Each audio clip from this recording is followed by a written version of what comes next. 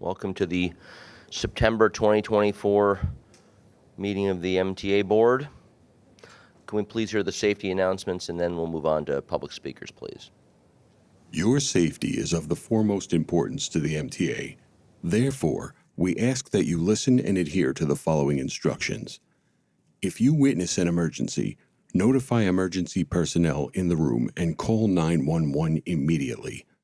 Please follow any audible instructions provided through the public address system or visually on screens in the event of an emergency. If an alarm sounds, wait for a public address announcement and follow instructions.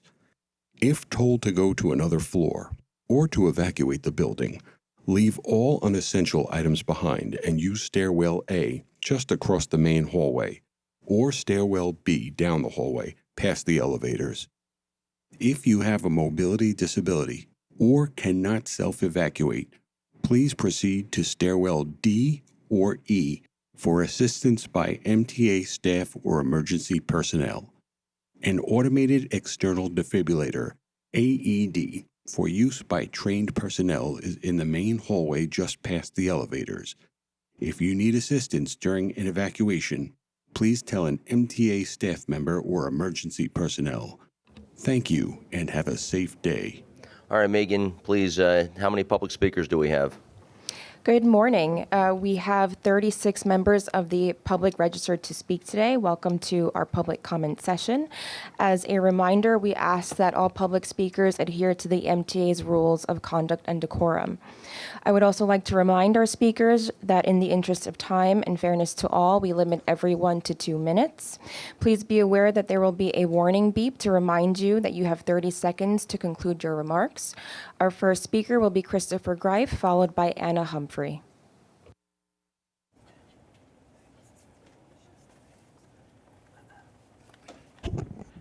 Sorry for a little delay.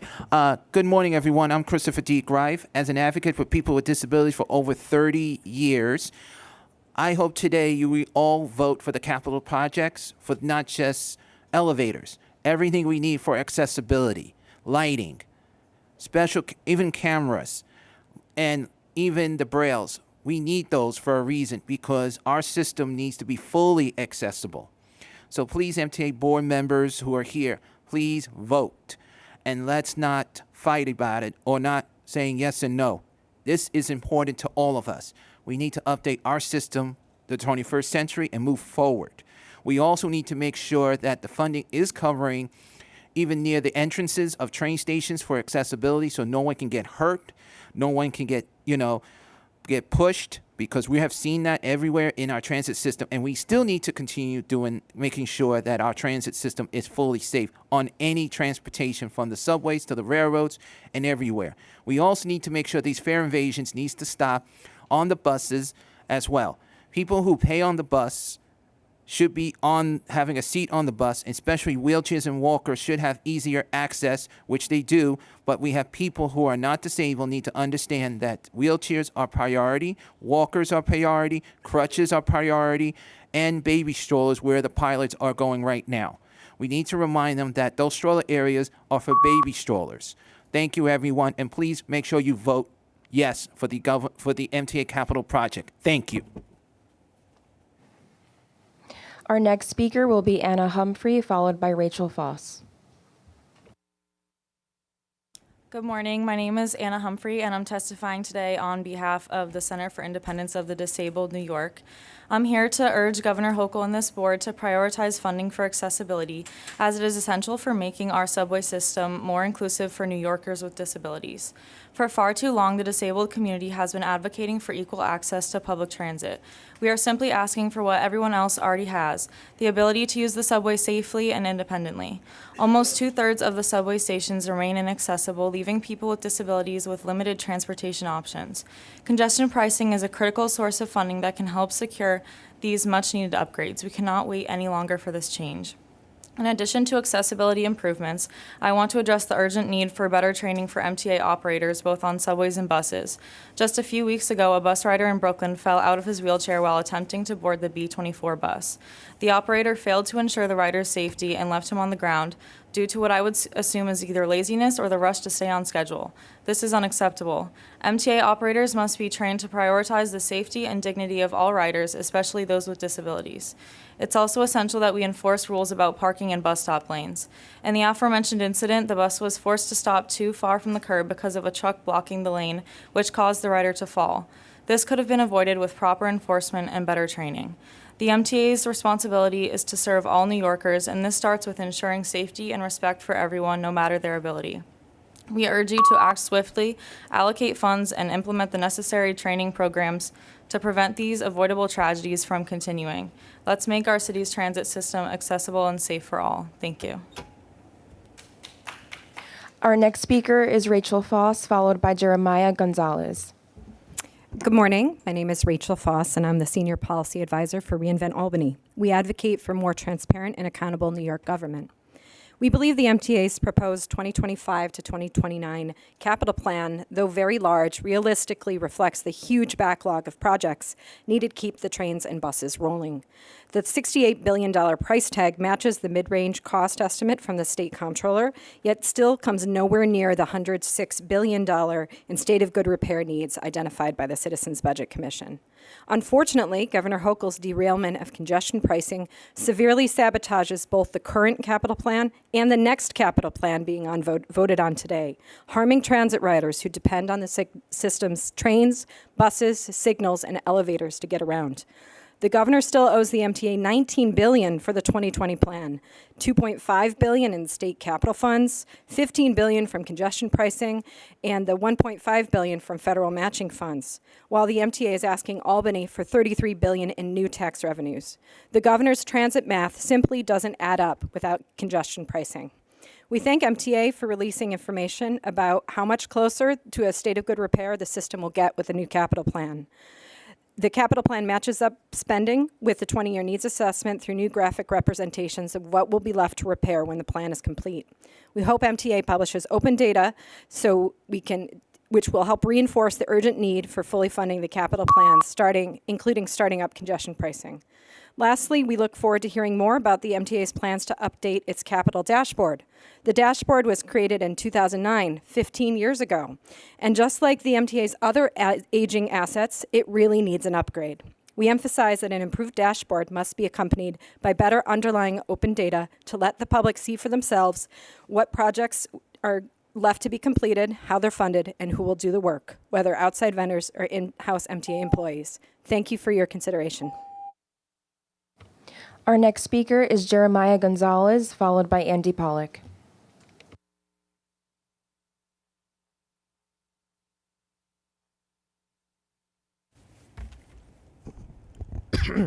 Esteemed members of the board, we all must uphold the law irrespective of our political whims. Congestion pricing is the law, which has been that way even before the pandemic. Now implementing the law is equal to disrespecting it, and if we do so for something as small as this, what precedent will that set if someone wants to pass something much bigger? I understand your sticky situation. You're a state agency that reports to the governor who goes against your interests. Because of her, you're playing Russian roulette with the governor, hoping the oncoming deferred maintenance does not happen, and you are losing. Your capital plan is very ambitious, and if we weren't fearing around potential finances, it would have been a plan that would have reflected an incredible leap from the summer of hell just 7 years ago. Yet this plan has this air of we could have done more. In a report released 2 weeks ago, State Comptroller Thomas DiNapoli mentions that you need at most $55.2 billion for routine, difficult condition repairs. You're also mandated by court agreement to provide ADA access to all stations by 31 years' time, which may cost another at most $8.1 billion. The report also assumes that like past capital plans, the federal government will give you at most $14 billion and whatever the state will provide you with. I asked the board, what would have happened if congestion pricing remained where it was without anyone touching it? We could have doubled that $14 billion, not to mention the 100,000 extra jobs it would have helped finance. The total you expect to spend on this entire capital program is $68 billion. The congestion pricing, the $33 billion hole in your capital plan would have become what, $18.4 billion? Yeah, if we don't have congestion pricing soon, commuters and even car drivers from New Jersey go out to gamble with fare and toll hikes, praying to God that you manage to fill that hole. I urge the governor to stop forcing us to play Russian roulette. What must be done, be done. Thank you. Our next speaker is Andy Pollock, followed by Michael Ring.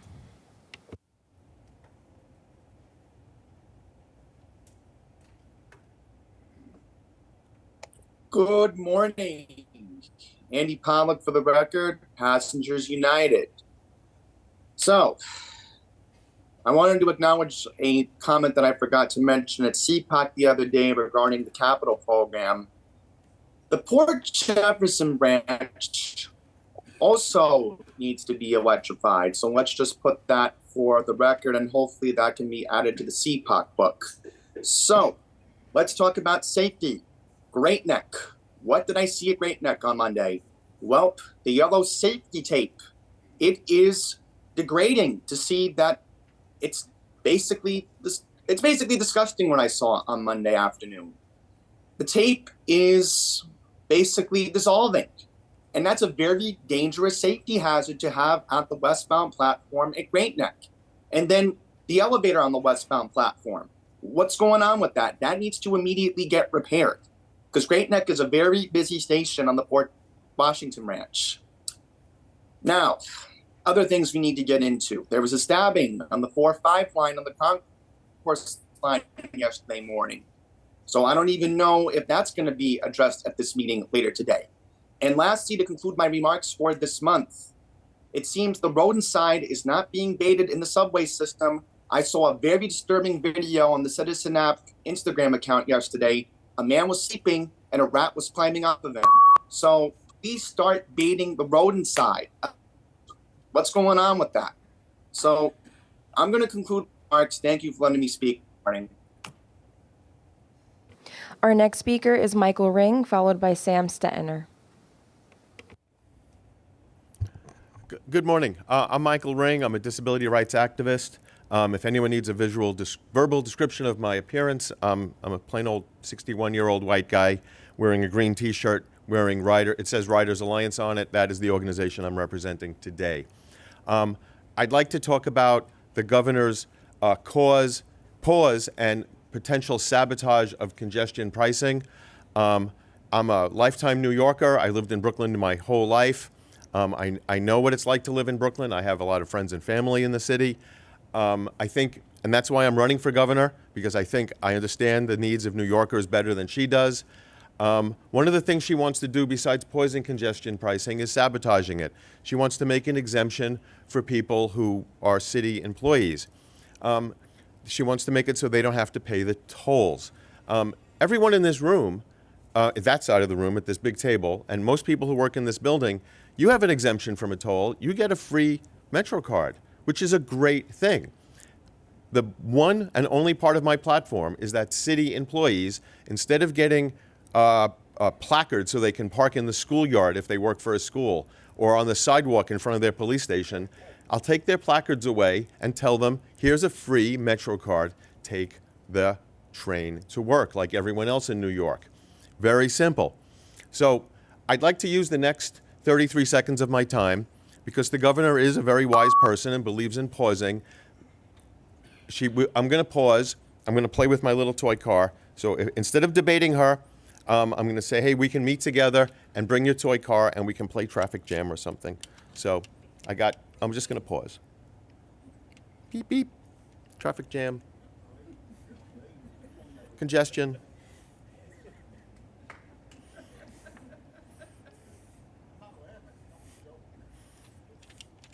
Thank you. Our next speaker is Sam Stettiner, followed by Jack Nierenberg.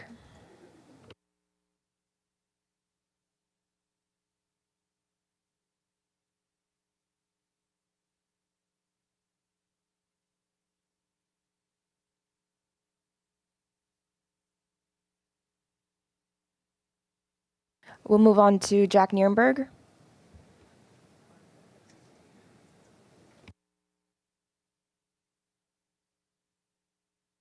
All right, good morning, everyone. I'm Jack Nierenberg. I'm the Vice President of Passengers United. And 2 months ago, I attended the Transportation Research Board's Conference on Advancing Transportation Equity. And I spoke with many leaders from around the country. You know who I didn't see here? anyone from the MTA, and I only saw one person from New York State and one person from New York City. That is unacceptable, considering that, as I've seen, the MTA has shown a consistent disinterest in actually properly adopting and practicing equity in its planning projects, including the bus network redesigns. So at this point, I've been working to schedule a meeting. I think the equity metrics need to be established. And I just want to say on the record, if anyone asks at an open house or any kind of event where they're talking to the redesign team, if they have any questions about the methodologies of this agency, they have every right to know the answer to that. And unfortunately, it's gotten to the point where I have to contact the Federal Transit Administration because it's just gotten out of control. This redesign plan cannot continue as is. We need another round of public comments, and I want to see people actually on the buses talking to the passengers. Don't make everyone come to you. Go to them.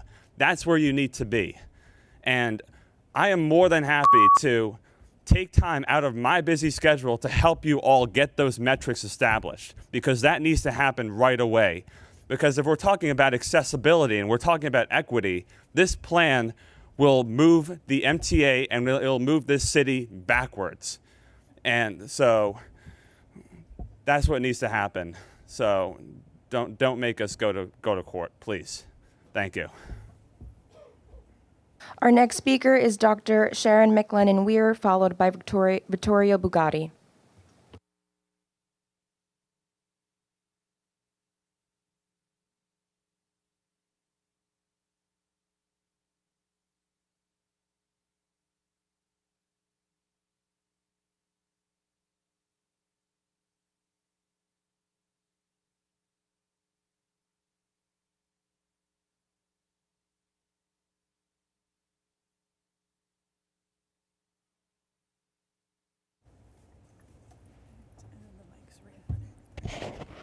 Good morning. My name is Dr. Shan McLaughlin Weir. I'm the Executive Director for the Center for Independence of the Disabled, New York, Sydney. Many of our staff and disability advocates have been protesting and advocating for congestion pricing. The reason for it is that we were told that accessibility upgrades, elevators, lighting, announcements would be implemented by congestion pricing.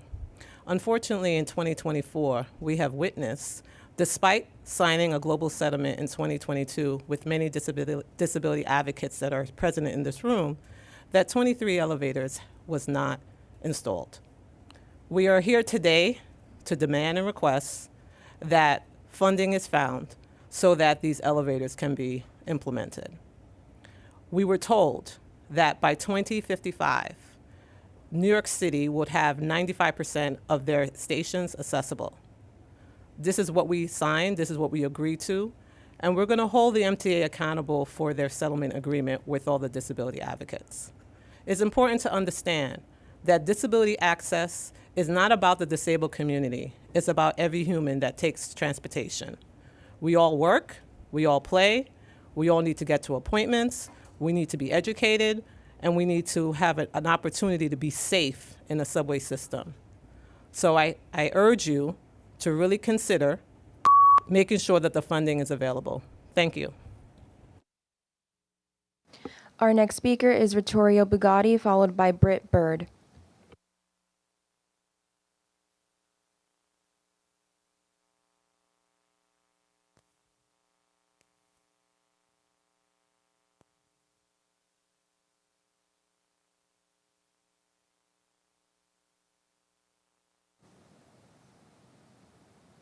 We'll move on to Britt Bird and go back to Vittorio.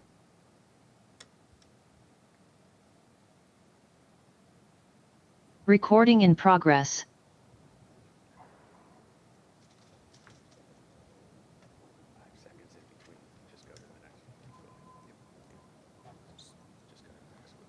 We will move on to John Hronich.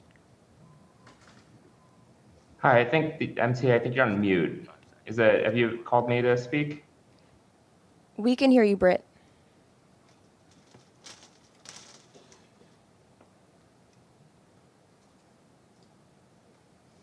Okay, we'll go back to Zoom. Let's go back to the room and start with John.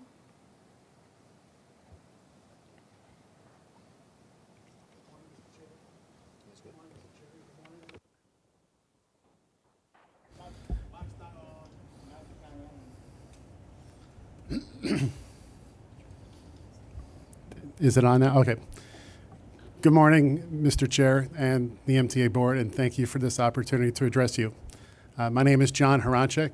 I am the National Sales Director for Transit Bus Sales at BAE Systems. We're headquartered in Endicott, New York, which is in upstate New York's southern tier region. On behalf of our 2,000 plus employees, I am asking that the MTA stops buying conventional diesel buses and restores its hybrid electric bus fleet in the 2025-2029 capital plan. The MTA's bus fleet is the largest diesel bus fleet in the U.S. Today, 75% of the fleet is diesel. The MTA hasn't been this diesel top-heavy since 2008. What the capital plan is proposing, with adding another 2,000 diesel buses, is contrary to the MTA's regional peer transit agencies. Boston, Philadelphia, Montreal, Toronto, and even Westchester County haven't procured a diesel bus on average in the last 10 years. In fact, Philadelphia just retired their last diesel bus earlier this year. What they have done is baseline their fleets with hybrid electric buses, not diesels, as they slowly introduce battery electric buses. New York City is hosting Climate Week this week. I urge the MTA to consider hybrid electric buses as a better option. They cut emissions, they save fuel, and they don't require costly infrastructure. And they have the most opportunity with the highest New York State content to keep jobs, manufacturers, and suppliers all employed in New York. Please consider not buying diesel buses and supporting hybrid buses in your capital plan. Thank you. Our next speaker will be Britt Bird, followed by Vittorio Bugatti.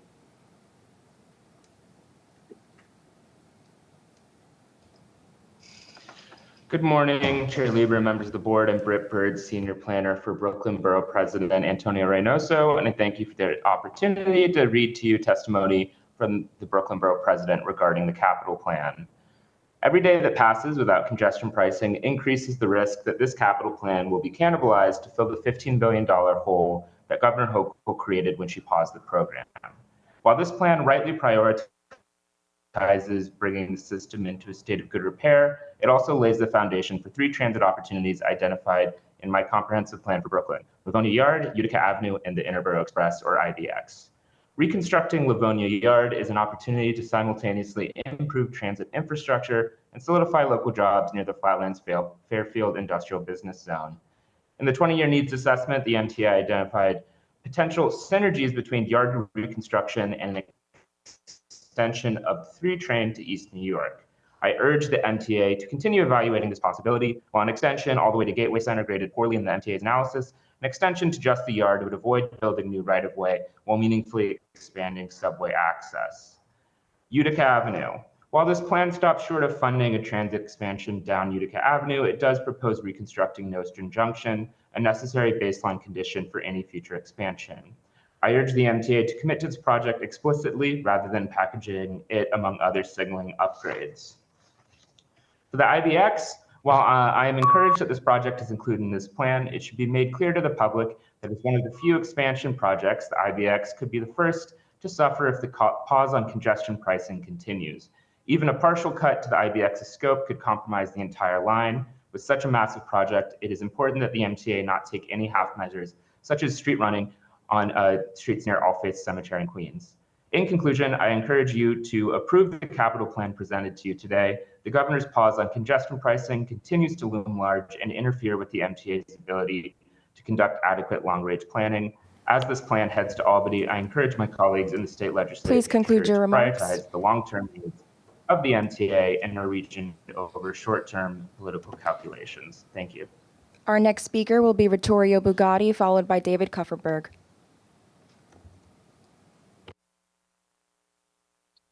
Good morning, I'm Vittorio Bugatti.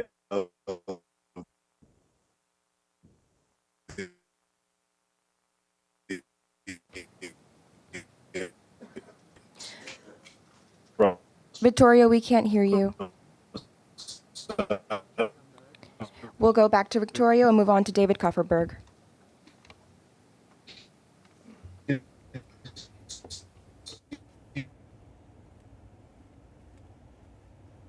morning. I'm David Cufferberg, Vice President of Bus Advocacy, Passengers United. A recent poll from the Siena College Research Institute shows that only 37% of New Yorkers support the MTA Reform and Traffic Mobility Act, loosely called congestion pricing. Some in the transit lobby believe that the MTA has to implement congestion pricing because it's the law. Over a century ago, prohibition was the law. It was eventually repealed. Congestion pricing deserves a similar fate. What should be done is to toll the East River bridges to be at parity with MTA bridges and tunnels. This, ironically, has the support of the auto lobby. The gantries that were constructed for congestion pricing should not go to waste. All license plates from New York and New Jersey should be exempt from the congestion charge, except those affiliated with Uber and Lyft. Trips using such vehicles should have a surcharge of $3 for entering and exiting the congestion zone, and those wholly within the congestion zone, a $7 surcharge. Implementing such changes would thankfully end Uber's and Lyft's duopoly in the tri-state area. Goes to show that there are alternatives to congestion pricing. Thank you. Our next speaker is Nancy Kong, followed by Andrew Ryan.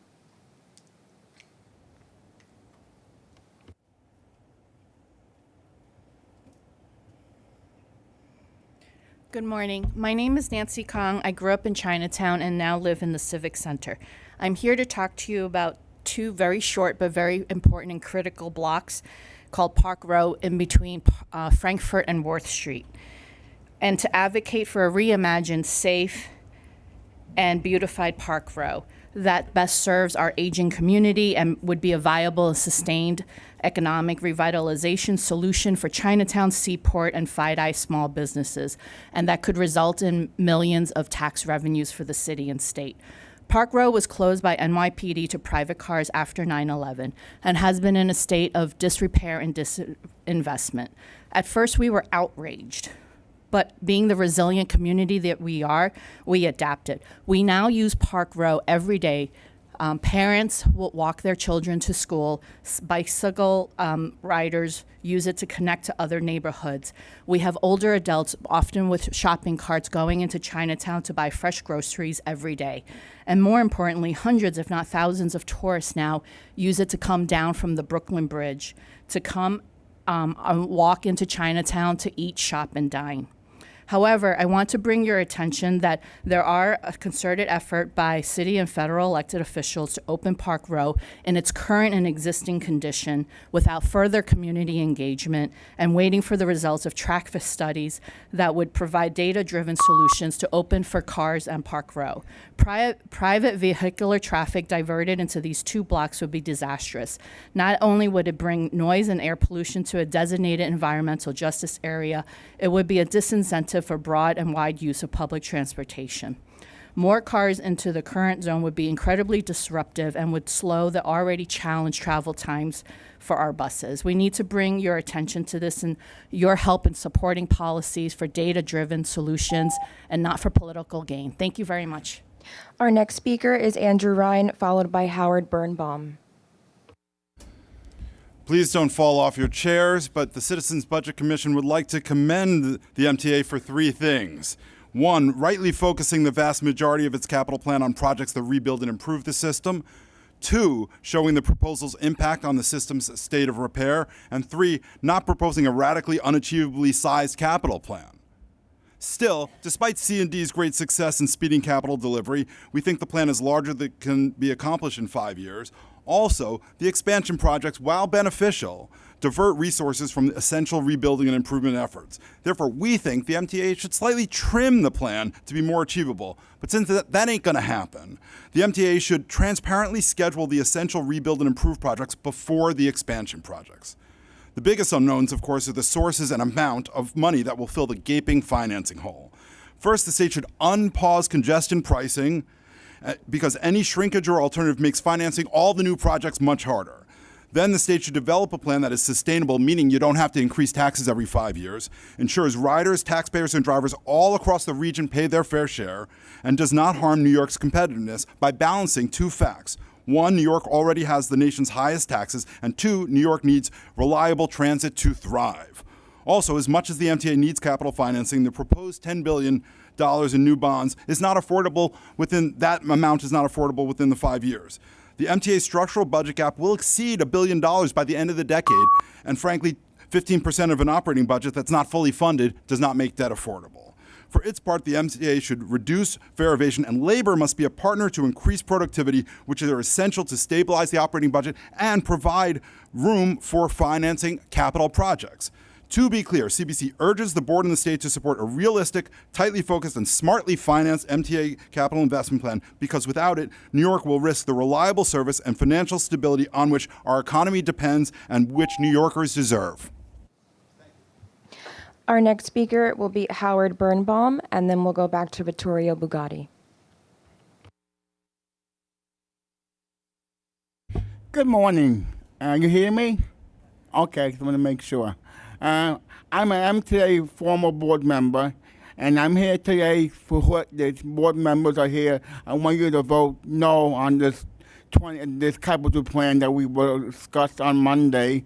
Instead, vote on the Queens bus resign. It's more important right now to get it off and get it done with as soon as possible, and vote yes on the Queens bus resign, and also vote no on the capital plan. It's not, because we don't believe the governor what she says anymore, because she says one thing, then she's telling everything else different.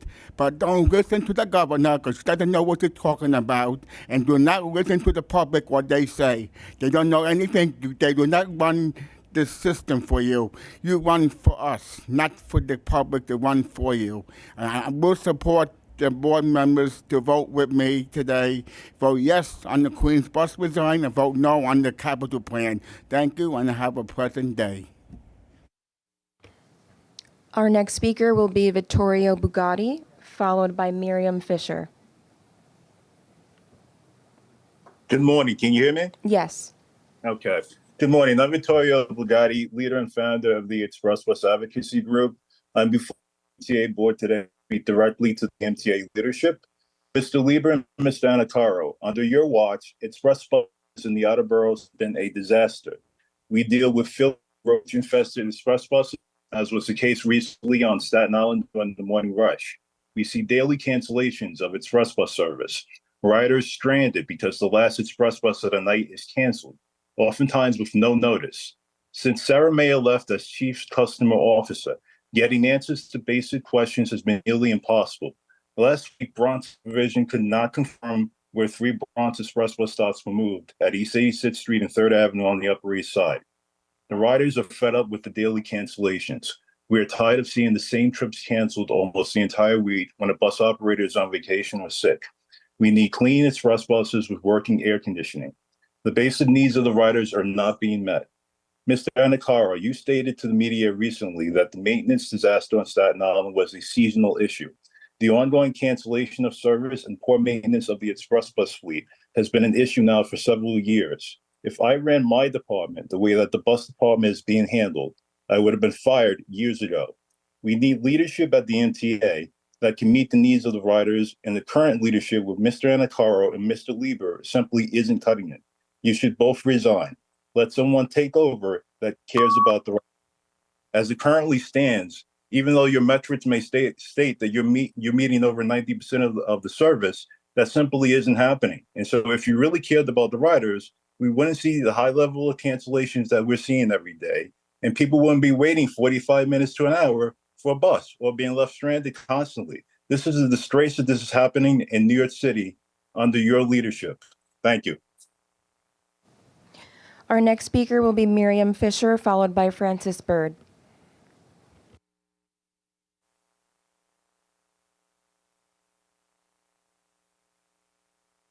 Good morning. Am I audible? Can you hear me? Yes. Thank you.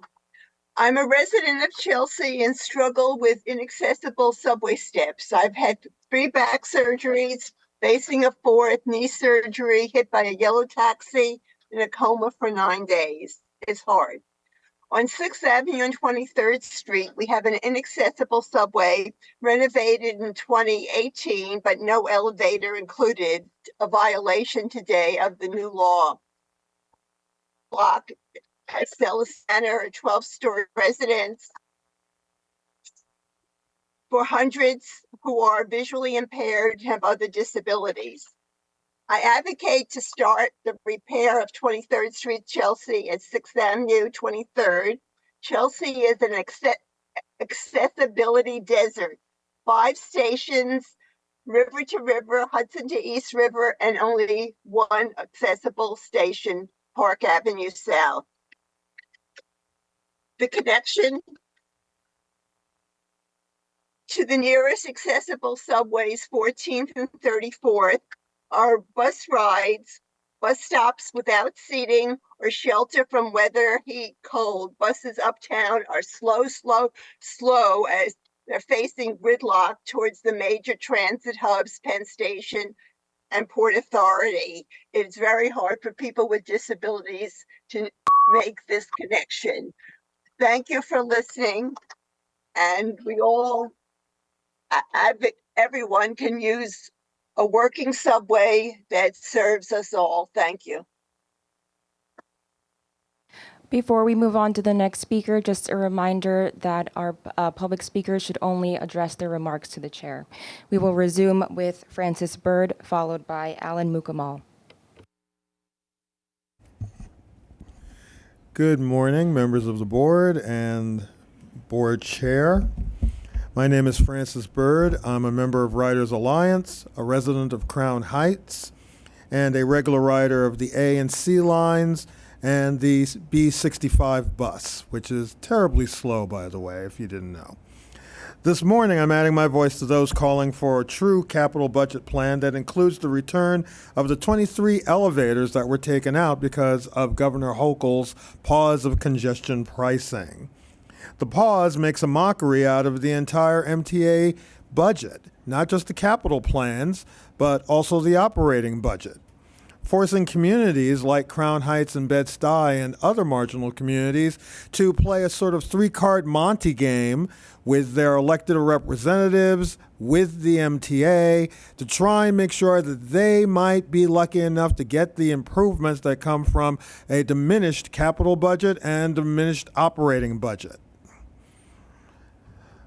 The real future of the MTA capital budget and halting future fare increases now relies almost entirely on what will happen with the national election in November, as well as the role of the state legislature in appropriating funds to help cover the gaping holes in that capital plan.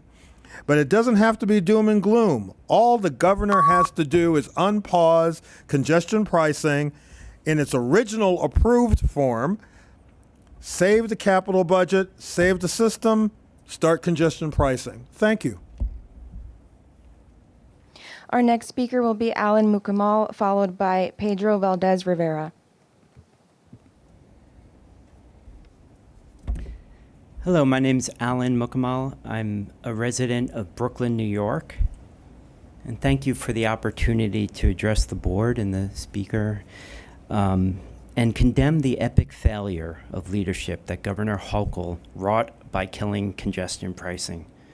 Congestion pricing was envisioned to make behavioral changes in the way people move about New York City by introducing fees that will require drivers into the central business district to pay their fair share of the cost that their choice to drive imposes on New York City as a whole in regards to road usage, congestion impact, and the dangers posed by pollution and car violence, and simultaneously using these funds to improve the heart of New York City, the transit system.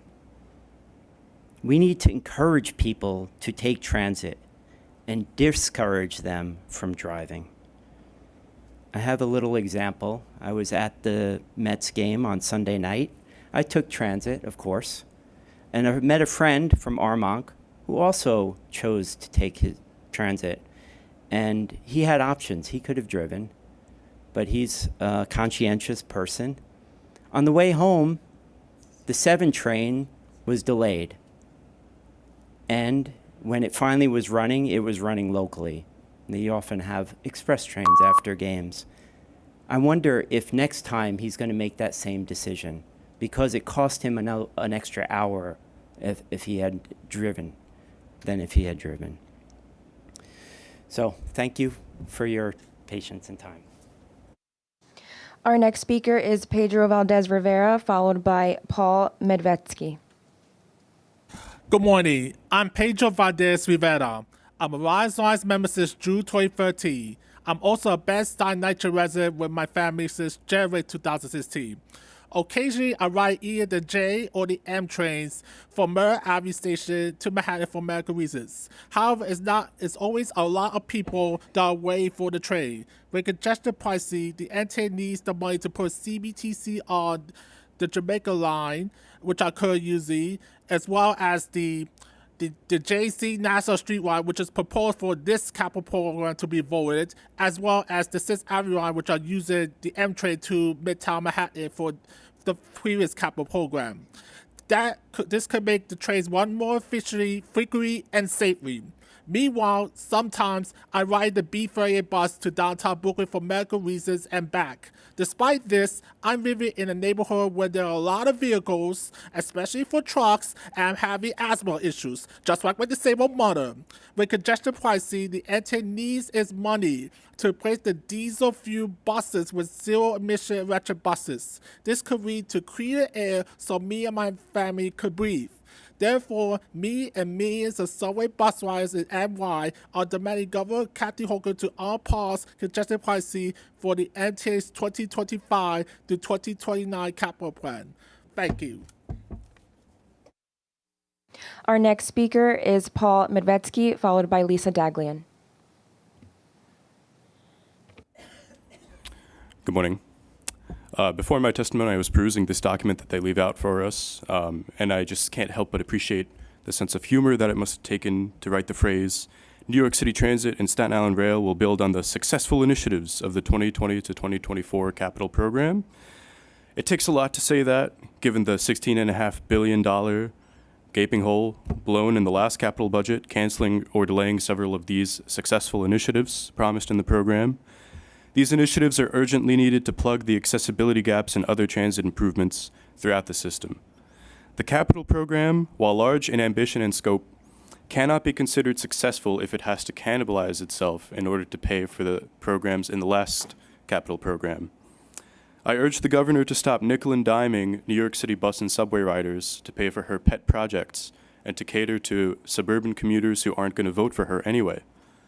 We deserve far more comprehensive bus funding, more than the $454 million in this capital program and the money that was promised in the last one. We need more comprehensive transportation options for outer borough commuters so that they shift modes from driving to transit. And we deserve the reinstatement of congestion pricing and the $16.5 billion for what we lost in the last plan for the sake of new rolling stock, new signals, expanded and more frequent service, and accessibility. To the board, I urge you to approve this capital program, and to the governor, I urge you to save this program and the last one by reinstating congestion pricing now. Thank you. Our next speaker will be Lisa Daglian, followed by Dana Dennis. Hi, good morning. I'm Lisa Daglian, the Executive Director of the Permanent Citizens Advisory Committee to the MTA PCAC. Today, you'll take action on the FY 25-29 capital plan, a blueprint for vital investments in our critical regional transit network. The plan is quite practical. Essential state of good repair work focuses on the literal nuts and bolts of a system to ensure that riders get where they're going safely, reliably, and on time. It's the costliest plan yet, with the biggest funding question mark. The capital plan is good, with important projects that have been overlooked and underfunded for decades. But it isn't the great plan it could be.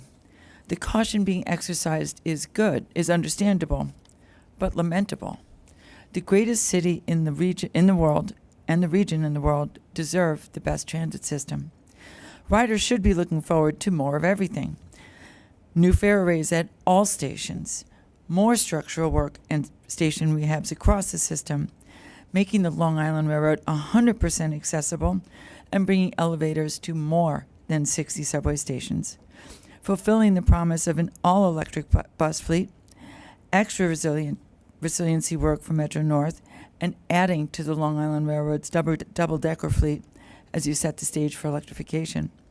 But you have a fiduciary responsibility, and no one knows how to fill the $16.5 billion hole that Governor Hochul blew in the current plan, let alone the more than $33 billion gap in the 25 to 29 plan. On Monday, Finance Committee Chair Zuckerman complimented the thoughtful, measured, controlled approach to the unknown. We agree. It's a shame that one key unknown was caused by the former champion of riders, Governor Hochul, who turned her back on us when she paused congestion pricing. Our next speaker will be Dana Dennis, followed by Jillian Morris. Good morning. My name is Dana Dennis. I'm the senior organizer at the Riders Alliance. I brought my notes today because I want to make sure I don't forget anything. I'm here this morning to speak about congestion pricing and why the governor needs to unpause it. I also want to remind each and every board member and board chair that you all have a duty to the riders across this city, right, to do the right thing. And while I'm not against you voting yes on this capital plan, the equity lens, once again here, is being failed, right? It's not happening. And I'll explain why you are actually harming riders when you do that. The very fact that this meeting is happening today to vote on this plan, yet you just released it to the public, how many days ago? It hasn't even been a full 2 weeks. Don't let the governor bully you. No is a complete sentence, and I'm encouraging each of you to tell her no. We are not able to vote on this yet because we haven't made enough announcements. We haven't reached enough neighborhoods. We haven't done what we're supposed to do to make sure that all the public understands the difference between the operating budget and the capital plan. We have all been fighting for the last couple of years, tooth and nail, to pass congestion pricing, only to all be surprised by this pause, right? And how hard has that been? And yes, it's gonna make your job a lot harder to tell your boss no. But now you're making my job harder because as an advocate, I have to go back to Albany and not only figure out how we're gonna ask legislators to fill this hole that we have, right? But also now pass this plan and in coming months, ask the public to possibly pay more for the fare. You all are making it hard. You're putting a stronger wedge between the trust that the public has for the agency and what you're passing. Policies can be harmful. This meeting is harmful because there aren't enough people in this room who need to know about this. How many ads did you run in the last week? How many neighborhoods did you show up? Were you in Jamaica, Queens? Were you in the Bronx? Please conclude your remarks. Did you guys make it to Brooklyn? Please speak to people and Thank let them you. know. Our next speaker will be Jillian Morris, followed by Jennifer Van Dyke. Hi. I am a native New Yorker born at Mount Sinai, but I've had the privilege to live around the world, from China to France to most recently San Juan, Puerto Rico. I just moved back to New York City in time for the implementation of congestion pricing, policy that has been nearly 20 years in the making and was due to fund crucial upgrades and maintenance of our public transit system. I've been floored by the state of traffic in the city since I moved back. It's almost always faster to take public transit, and yet hundreds of thousands of cars flood into the city each day, choking our air with emissions and our streets with traffic and noise. As other people have said, this is a choice that those drivers make when we have hundreds of options to get into the city by public transit. My own father commuted into the city from the suburbs for 20 years. That real estate could be used for housing. Cars are parked and empty more than 90% of the time. That real estate could be used for housing, more comfortable transit, public spaces like Park Row that Ms. Wong was discussing. Cars also produce emissions which detract from the quality of life in the city for locals as well as tourists on whom our economy partially depends.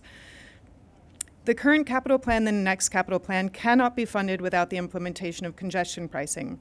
As we've heard here, we need congestion pricing to be able to afford accessibility upgrades, but we also need it to be able to fund crucial signal upgrades, investment in hybrid electric buses, create jobs, and improve the quality of life for all New Yorkers. New York is one of the great cities of the world, and I'm proud and happy to be back here. But we will not remain a globally competitive city if globally competitive and thriving city if our public transit deteriorates further. We need to implement congestion pricing to be able to fund the reliable service which New Yorkers deserve. Thank you. Our next speaker will be Jennifer Van Dyke, followed by John Padula.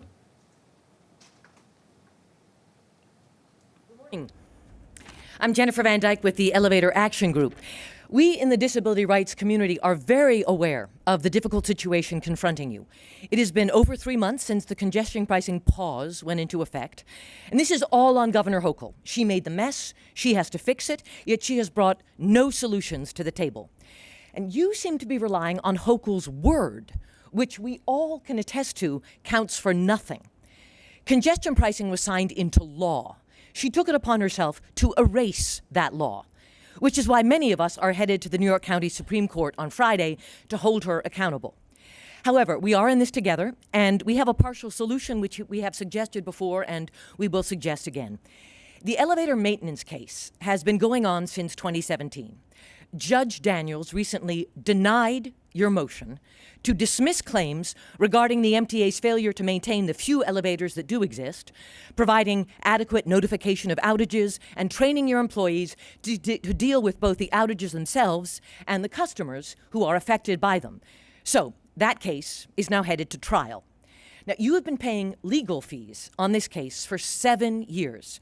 We can't get access to those bills, but I think it's fair to say that those bills have reached into the millions of dollars that could have been spent on elevator maintenance. Why continue with this case? You learned after 5 years of stalling on the construction case that you in fact needed to settle, and you did. You are now building more elevators at an accelerated pace. Well, let me take that back. You were until Hochul's pause threw a wrench in the works. So here's an idea. Stop paying those lawyers for bad advice. It didn't work before, and it won't work now. Settle the maintenance case. Put our taxpayer dollars to good use, not legal fees. Elevators are for everyone. Thank you. Next speaker will be John Padula, followed by Jason Anthony.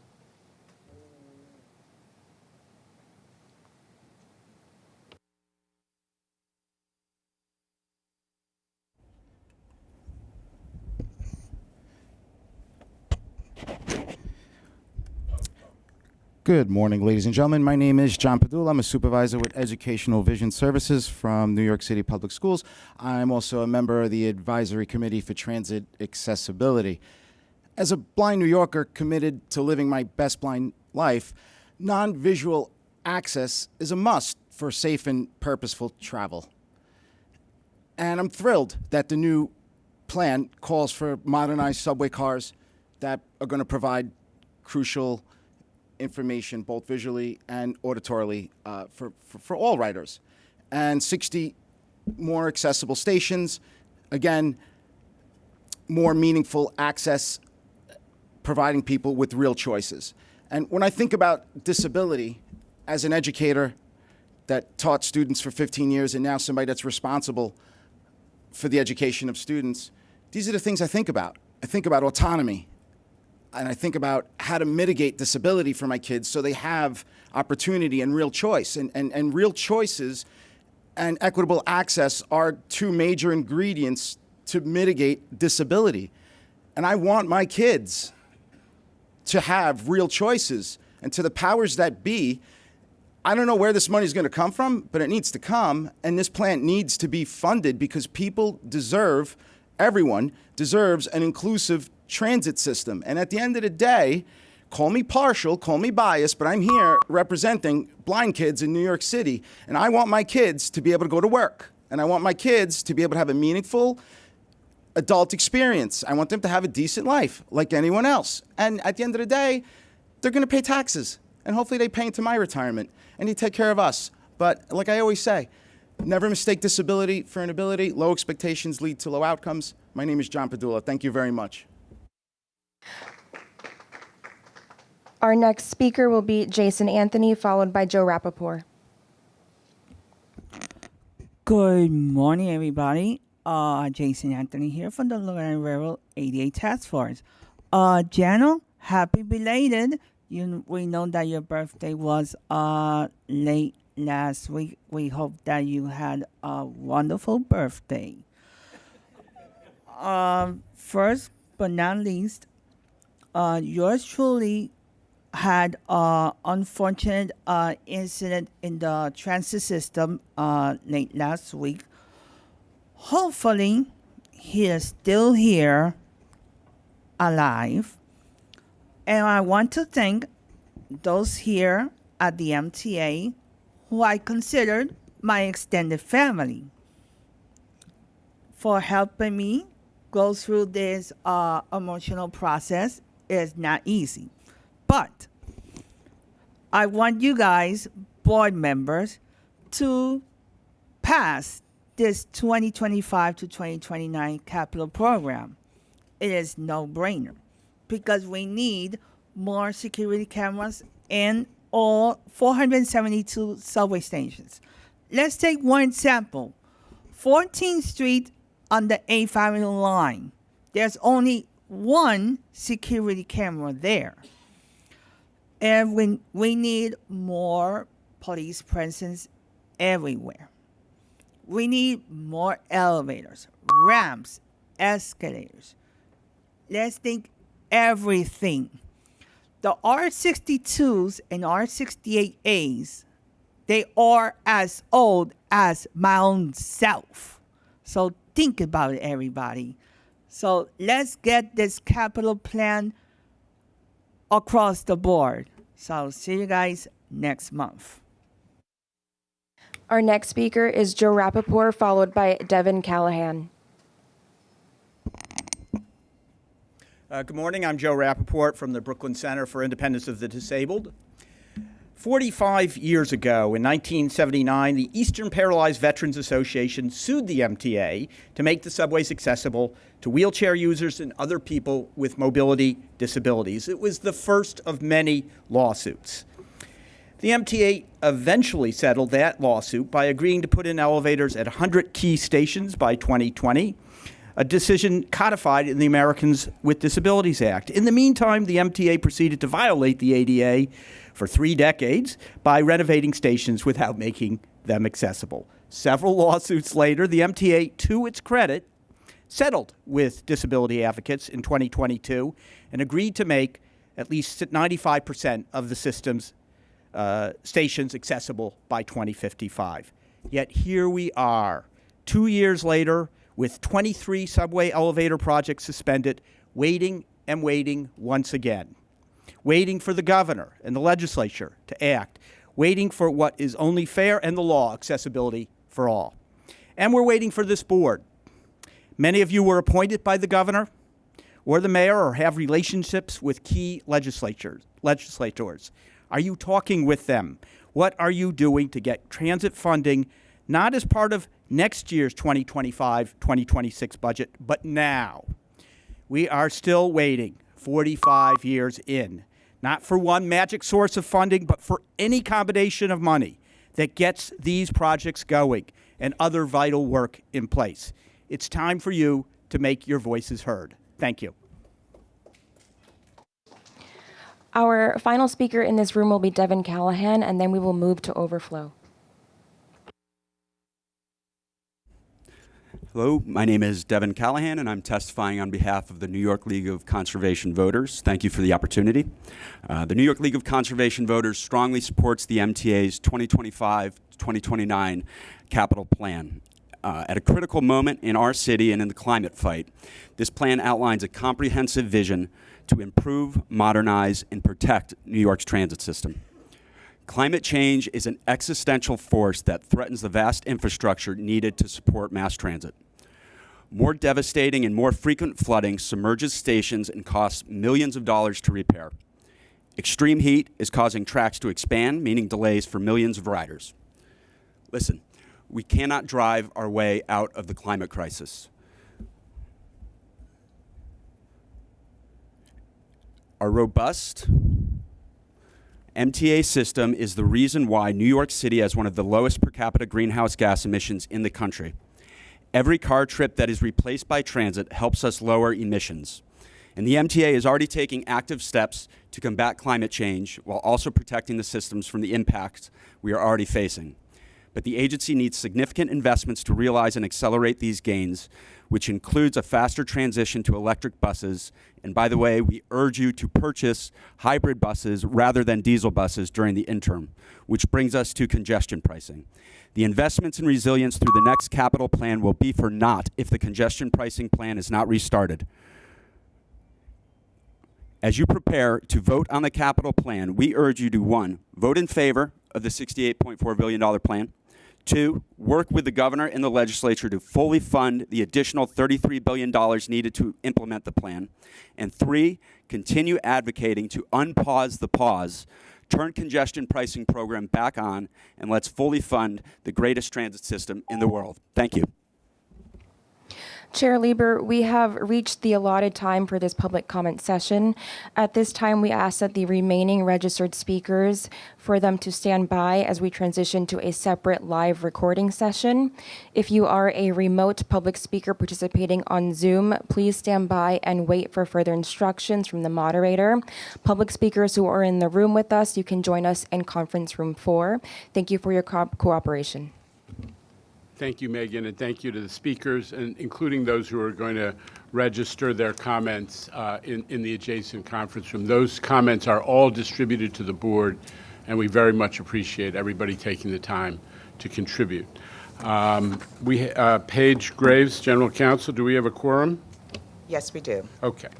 Let's get it. We're going slightly out of order of our normal process in order to expedite our presentation, discussion, and ultimately action on the capital plan, because we have a couple board members who have conflicts that involve other significant government business. So out of deference to them, we're going slightly out of order, hence the early start.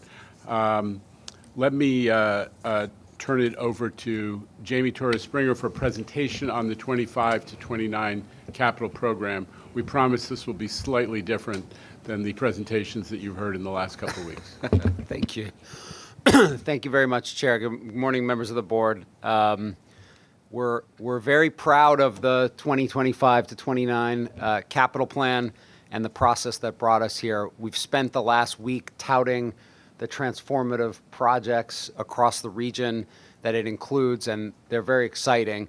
Rather than, as the chair said, rather than give a full walkthrough of the plan, which we've done a few times both publicly and as part of our board staff working group over the last few months, I'll give you a brief summary, and then I've asked 3 of our senior leaders who have created the agency infrastructure to produce this plan to give us some background on some of the key questions that we've heard since releasing the plan.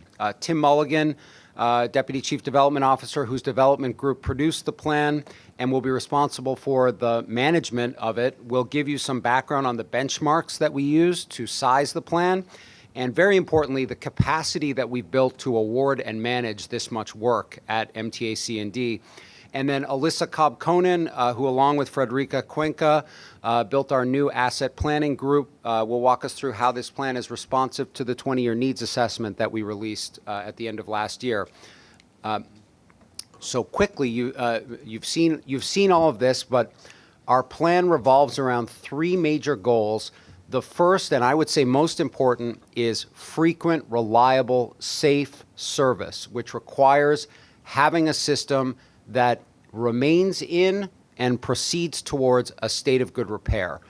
The biggest aspects of that are purchasing 2,000 new rail cars, as a significant portion, 1/4 of our rolling stock ages out, reaches 40 years of age. 1,500 new cars, subway cars on the subway system, like those R211s that we see circulating on the A and the C right now.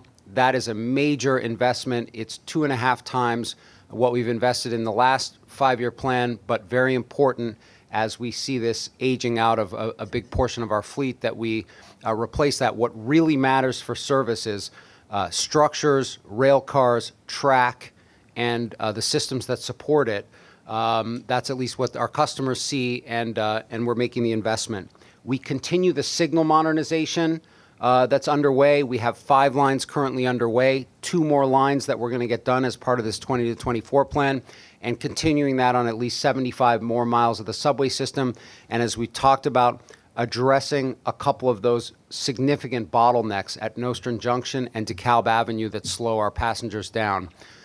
We're modernizing the back of the house, train shops and yards, shop investments that will allow us to accommodate that new rolling stock, and then yards that allow us at New York City Transit to get our put-ins done in the morning in a more orderly way that reduces incidents that disrupt service. We're focused on power, 80 substations across the New York City Transit, Long Island Railroad, Metro North system. These substations, as we've talked about a lot, are in a state of disrepair. We don't want to see ourselves in the situation that New Jersey Transit, Amtrak riders found themselves in across the river this summer. A lot of that was due to inadequate state of repair for power, and we're going to make that investment. And then structures, including particularly a major investment in the Grand Central train shed under Park Avenue, which is 95% of its structure is in a state of disrepair. And then, again, towards frequent and reliable service, some expansion in this plan, very exciting. A priority of the governor's, the Interborough Express, a significant amount of funding to enable us to get that project started and in construction. That's our frequent and reliable service. Improving the customer experience. A lot of that frequent and reliable service effort will do that, but also big commitment to continuing our path towards ADA accessibility. At least 60 more subway stations, 6 railroad stations made ADA accessible. By the end of this plan, we will have more than 50% of our 472 subway stations ADA accessible, covering 75% of our riders, which is, we're still on that path toward 95% in 2055. It's hard work, but we've got a ton of this work going, and we've really accelerated this and continue to make that a priority in this plan. A lot of investment in stations, their components, and at 1/3 of stations and 30 railroad stations, including particularly, we've talked about the Harlem line, needing to rebuild a number of stations and the platforms in particular. Other big efforts to assist with customer communications. Our riders have different expectations, and we're meeting those expectations by giving them more information and more communications.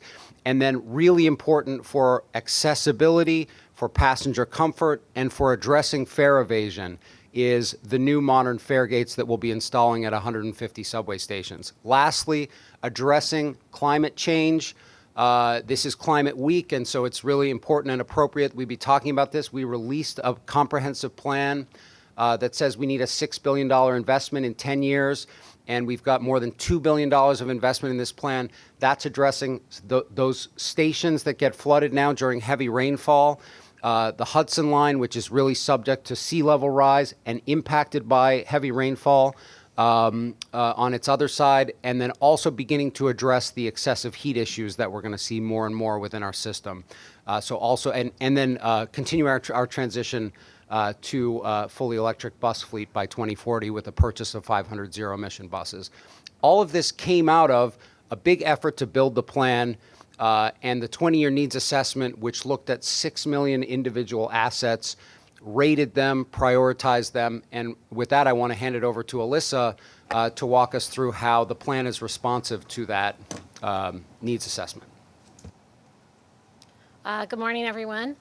As you all know, the 20-year needs assessment revealed we have a lot to do, and building on the results of that assessment, we put together our capital plan to be tailored to the specific needs of every asset.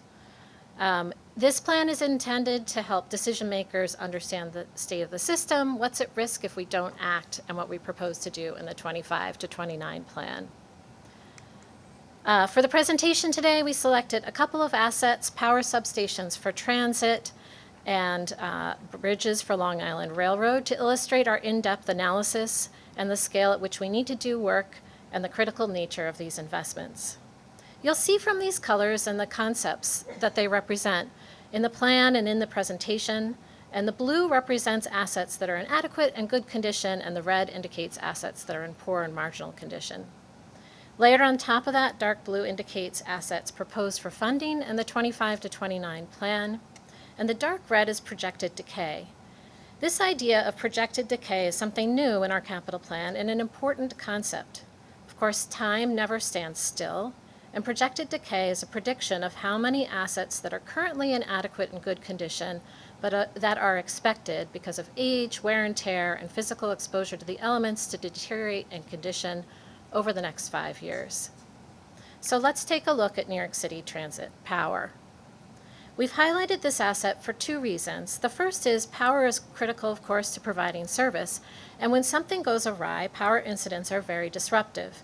In fact, power-related incidents are the most disruptive type of incident. The average power incident delays 34 trains, and in some recent power-related incidents, we've delayed more than 300 trains. Second, we have a lot of substations that are in poor and marginal condition, 81 of them. And the bad news is that in addition to this already existing backlog of substations that need capital work, we're in the midst of a large cohort of substations that are reaching the end of their useful life. And we know that an additional 45 substations will soon reach the end of their useful life in the next 5 years. And turning to the same issue geographically, the maps on this slide show the location and condition of substations. The bigger circles are the substations themselves, and the little colors inside of the circle are indicative of the condition of the major components. Red is poor and orange is marginal. We've used this mapping tool to help prioritize substation work. We've circled on this map 3 examples of substations that will get investment in this plan. One example of this is the Lenox corridor in Harlem. You may notice on the map that the last 2 substations in Manhattan, every substation component is in poor condition. These substations provide power to the Harlem River 149th Street tube, and they feed the Lenox Yard, and they don't have another substation to feed it. So putting this all together, I'm going to walk you through what we call the Sankey diagrams that we included in the 5-year plan. Today we have 36% of our substations in poor and marginal condition. That's that 81 substations I mentioned before. In this plan, we would substantially catch up with this backlog. That's that wavy curve upwards towards 2030, getting more of our substations in that nirvana state of good condition. However, as I mentioned, we're also facing a wave of substations aging beyond their useful life, and that's shown in the wave going down. I think of this as the slide from the kids' board game Chutes and Ladders. In the end, that means that we think by the time we get to the next 20-year needs, assuming we make these investments and the 20 to 24 investments, the backlog will be reduced from 36% to 27%. And just as a side note, not shown on the slide, if we didn't make these proposed investments in the capital plan, we anticipate that more than half, 56% of our substations would fall out of the state of good repair by 2030, risking power meltdowns if we delay these investments. And this is just to underscore why this capital plan is a key moment when we have to ramp up our investments in substations to keep us ahead of the decay curve. I'm going to go through one more example more quickly than power. Looking at this bar, we're focused on Long Island Railroad structures, bridges in particular. So looking at the bar graph on the left, which is a snapshot of the condition of Long Island Railroad undergrade bridges. For those of you who don't know, undergrade bridges are when the train tracks go over the road. Long Island Railroad structures look like they're in decent shape, with more than 85% in a state of good repair. But that 13% we also need to pay attention to, because it includes 63 actual individual bridges. Photos of some of them are shown on this slide. And as you can see on the map, these 63 bridges in poor and marginal condition are throughout the network for Long Island Railroad, creating vulnerabilities to service on all branches. Well, let's look at the Sankey for Long Island Railroad bridges. This plan will address approximately 20 locations for rehab of these bridges, shown in the curve going up for state of good repair. And as we consider how many more bridges will fall into that poor and marginal category over the next 5 years, you will see that the band is relatively narrow given the age of Long Island Railroad structures. This is because in this plan, we also scale up preventative measures by painting and waterproofing approximately 45 bridges and viaducts. This is important, of course, because rehab or replacement of these structures is a significant cost and has operational impacts. The combination of rehabs plus the painting and waterproofing means that we can slow and help stabilize the rate of deterioration. And of course, it isn't just about the condition of the assets. Climate change is an existential threat that underscores the risk if we don't invest. The Hudson Line, as we've talked about, is very vulnerable, and it's not just a projection. We've already experienced it. This photo shows high tide flooding after a storm this January. And climate change, of course, will intensify this. With future sea level rise, we'll experience this kind of high tide flooding on a monthly basis. Over a sixth of the Hudson Line tracks will be subject to high tide flooding by the 2050s. Flooding on this line impacts 12 million Metro North Hudson Line riders, in addition to over 1 million Amtrak riders, as well as freight rail services of CSX.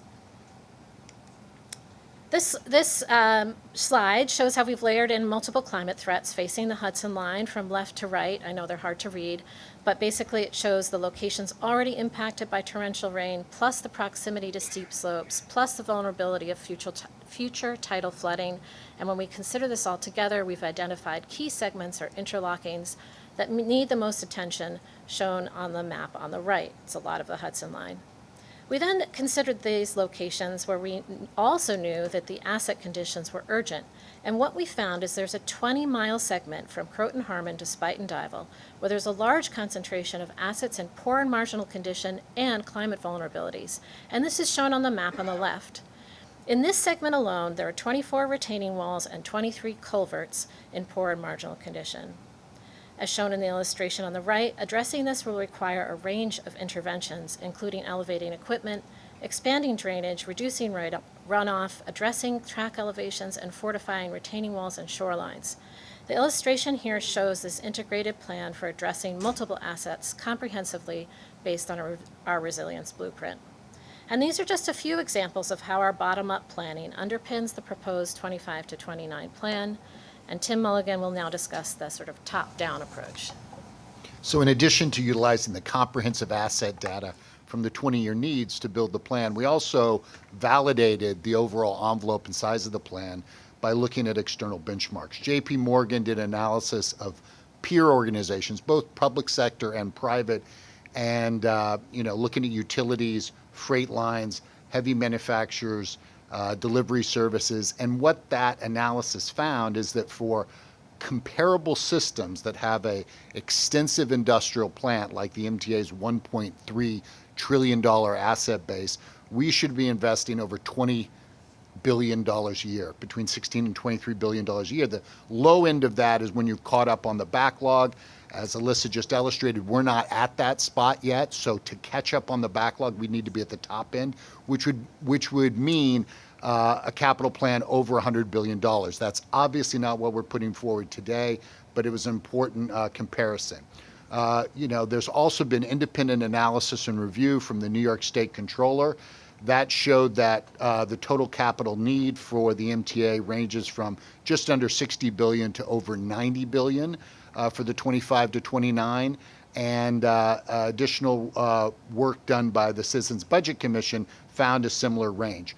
What we're talking about with this capital plan is really in the low middle portion of that range. The third sort of comparable you should look at is really what happened with inflation, right? How much does it cost to buy the same level of steel, concrete, new rail cars, new buses now than it did 5 years ago? And as everyone's aware from their personal experience at the grocery store, we had an unprecedented experience of inflation over the last 5 years coming out of the COVID crisis and the supply chain disruption. Over 29% by the most conservative index, and that alone would necessitate a capital plan growing off the 20 to 24 over $70 billion. How can we get all of this achieved? How can we have the capacity to deliver this? 2024 was a big expansion, and we stepped up to the plate in terms of increasing our capacity to get more work awarded and more work completed on the right-of-way. One strategy to achieve this was bundling. The graphic on the left shows you how we used to put out ADA station work, really one station at a time, or one station per contract, and how we use bundling in 20 to 24 to support the more than fourfold increase in how quickly we put out ADA projects to comply with the settlement that we achieved in 2022. When we were constrained in the 2024 plan. We had 2 years where we were positioned to make more than $10 billion worth of commitments, right? In 22 and in 23. In 23, we pulled back from awarding some of those projects because some of the risks associated with congestion pricing. But we fully believe that we can continue the capacity to be able to award the work for 25 to 29, as well as the $15 billion of revenue that's still not available from 20 to 24. This chart focuses on the proposed capital plan commitment by year, and what you see is that the major projects in the rolling stock and the lumpiness or the big chunks of those commitment sit on top of the regular course of annual business, which is putting out dozens of contracts to the private sector for third-party construction work and supporting the in-house forces that are doing track and power work and supporting the capital plan with work trains and flaggers and the like. And what the chart underneath the chart shows is, in terms of the amount of work we're actually awarding to third-party contracts, it's not a significant increase over the pace that we achieved in those 2 unconstrained years in 20 to 24. It's really an increase that's more consistent with the rate of inflation. So the 25-29 capital plan that you've heard about so much, just to review the overall envelope again, $65.4 billion for the CPRB portion of the capital plan that goes to Albany for consideration, and an additional $3 billion for bridges and tunnels, which is self-funded, and a total capital plan for 25 to 29 of $68.4. Over 90% of this is dedicated to core infrastructure. This is really a state of good repair, normal replacement focused plan. And it's achievable for the reasons we discussed, and we think responsibly sized based on the asset condition from the bottom up and our comparables from the top down.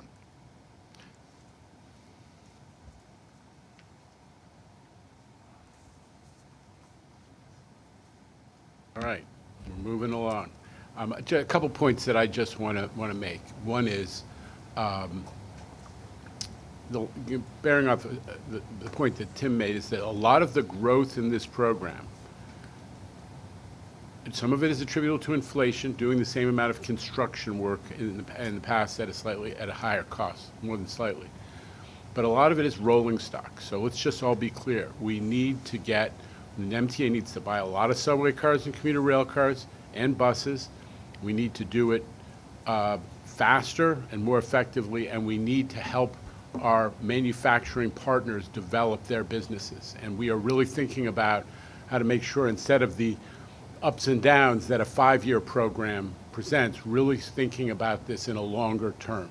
It's something we're going to keep working with the board about. It's something that is very important to our future, because the manufacturers cannot sustain a situation where they get a huge order. Remember, the MTA is half of the rail cars in the United States, and then they get no order for another 5 years. They can't maintain plants and operations on that basis.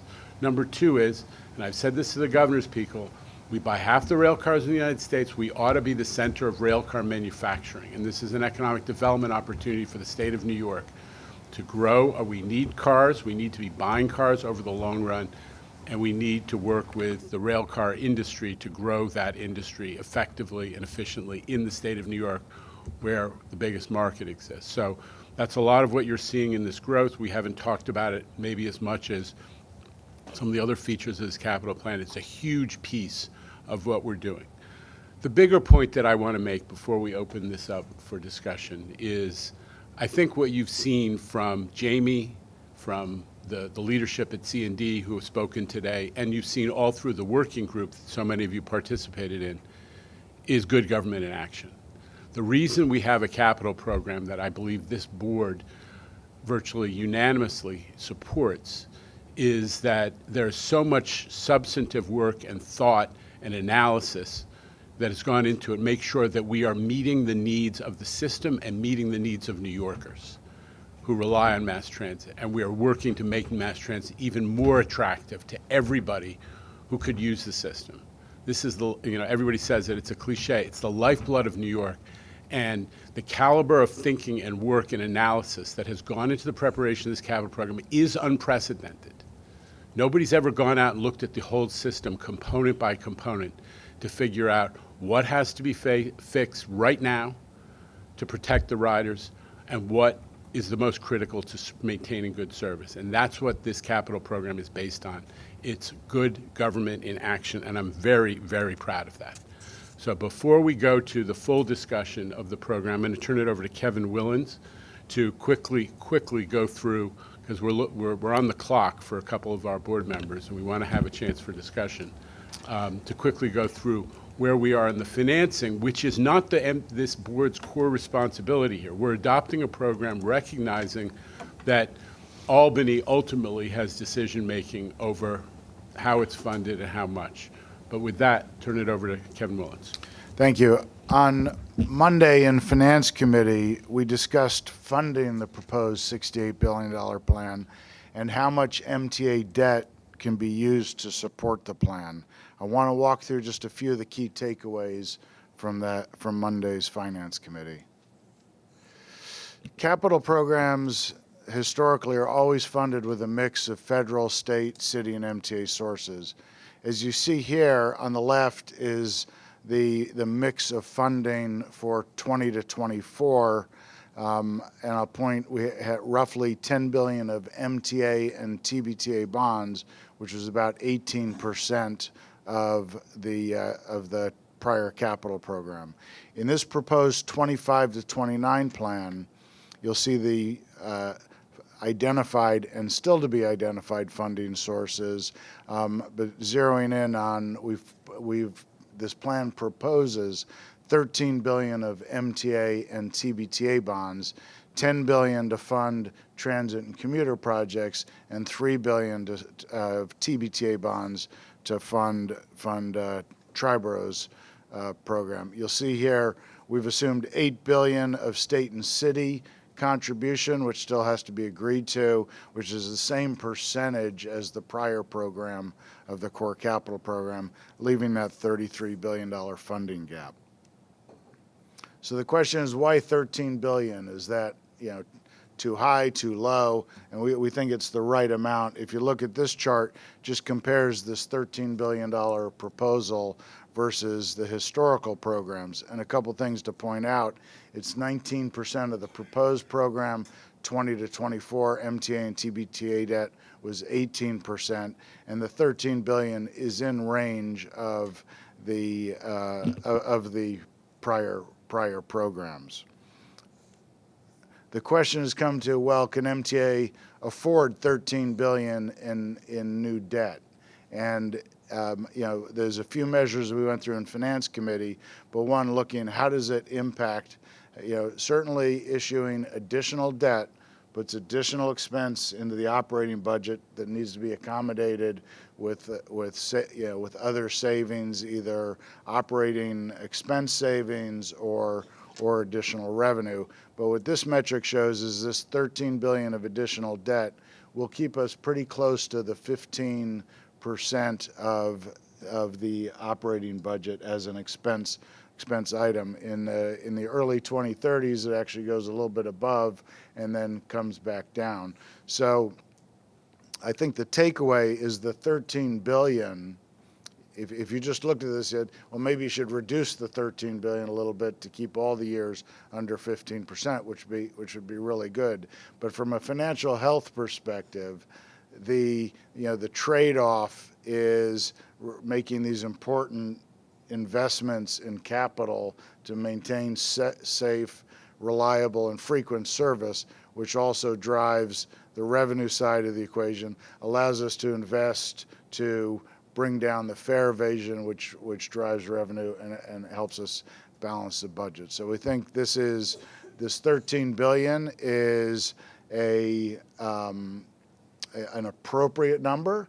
I don't think there's room to propose a ton more, and with that I'll pass it back to Jana. We're going to have an open opportunity for discussion in just a moment, but first the formality of, I think Tim Mulligan's going to read the the staff summary so that we have a question on the table for discussion and action.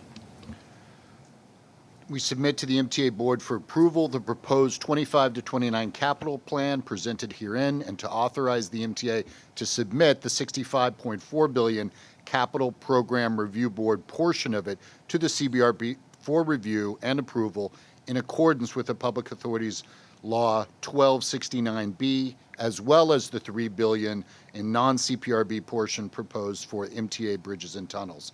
This includes $47.386 billion for New York City Transit and Staten Island Railway, $6 billion for Long Island Railroad, $6 billion for Metro North Railroad, $454 million for the MTA Bus Company, $300 for interagency, $5.25 billion for MTA major projects and expansion, and $3 billion for MTA B&T. It is recommended that the MTA approve the proposed 25 to 29 capital plan and authorize us to submit to the CPRB for approval by October 1st. I will most enthusiastically make the motion. May I have a second? Mr. Chu has a second. There's a motion on the table. So the floor is open for discussion. Who wishes to be heard? Mr. Zuckerman. Thank you, Mr. Chair, Jamie, Kevin, agency presidents. Thanks for this. Is a phenomenal plan. I'm going to say four things. First, I am proud of this plan. For those of you who read the book Fear City, or maybe you read City on Fire, or you looked at a Bruce Davidson picture, or you were like me this morning and saw some graffiti on the 4 train at Grand Central, you know what the rough old days were like, especially if those of us who grew up in the 70s and 80s. They were filthy. There was no on-time performance. That wasn't even a term used, and the environment was falling down.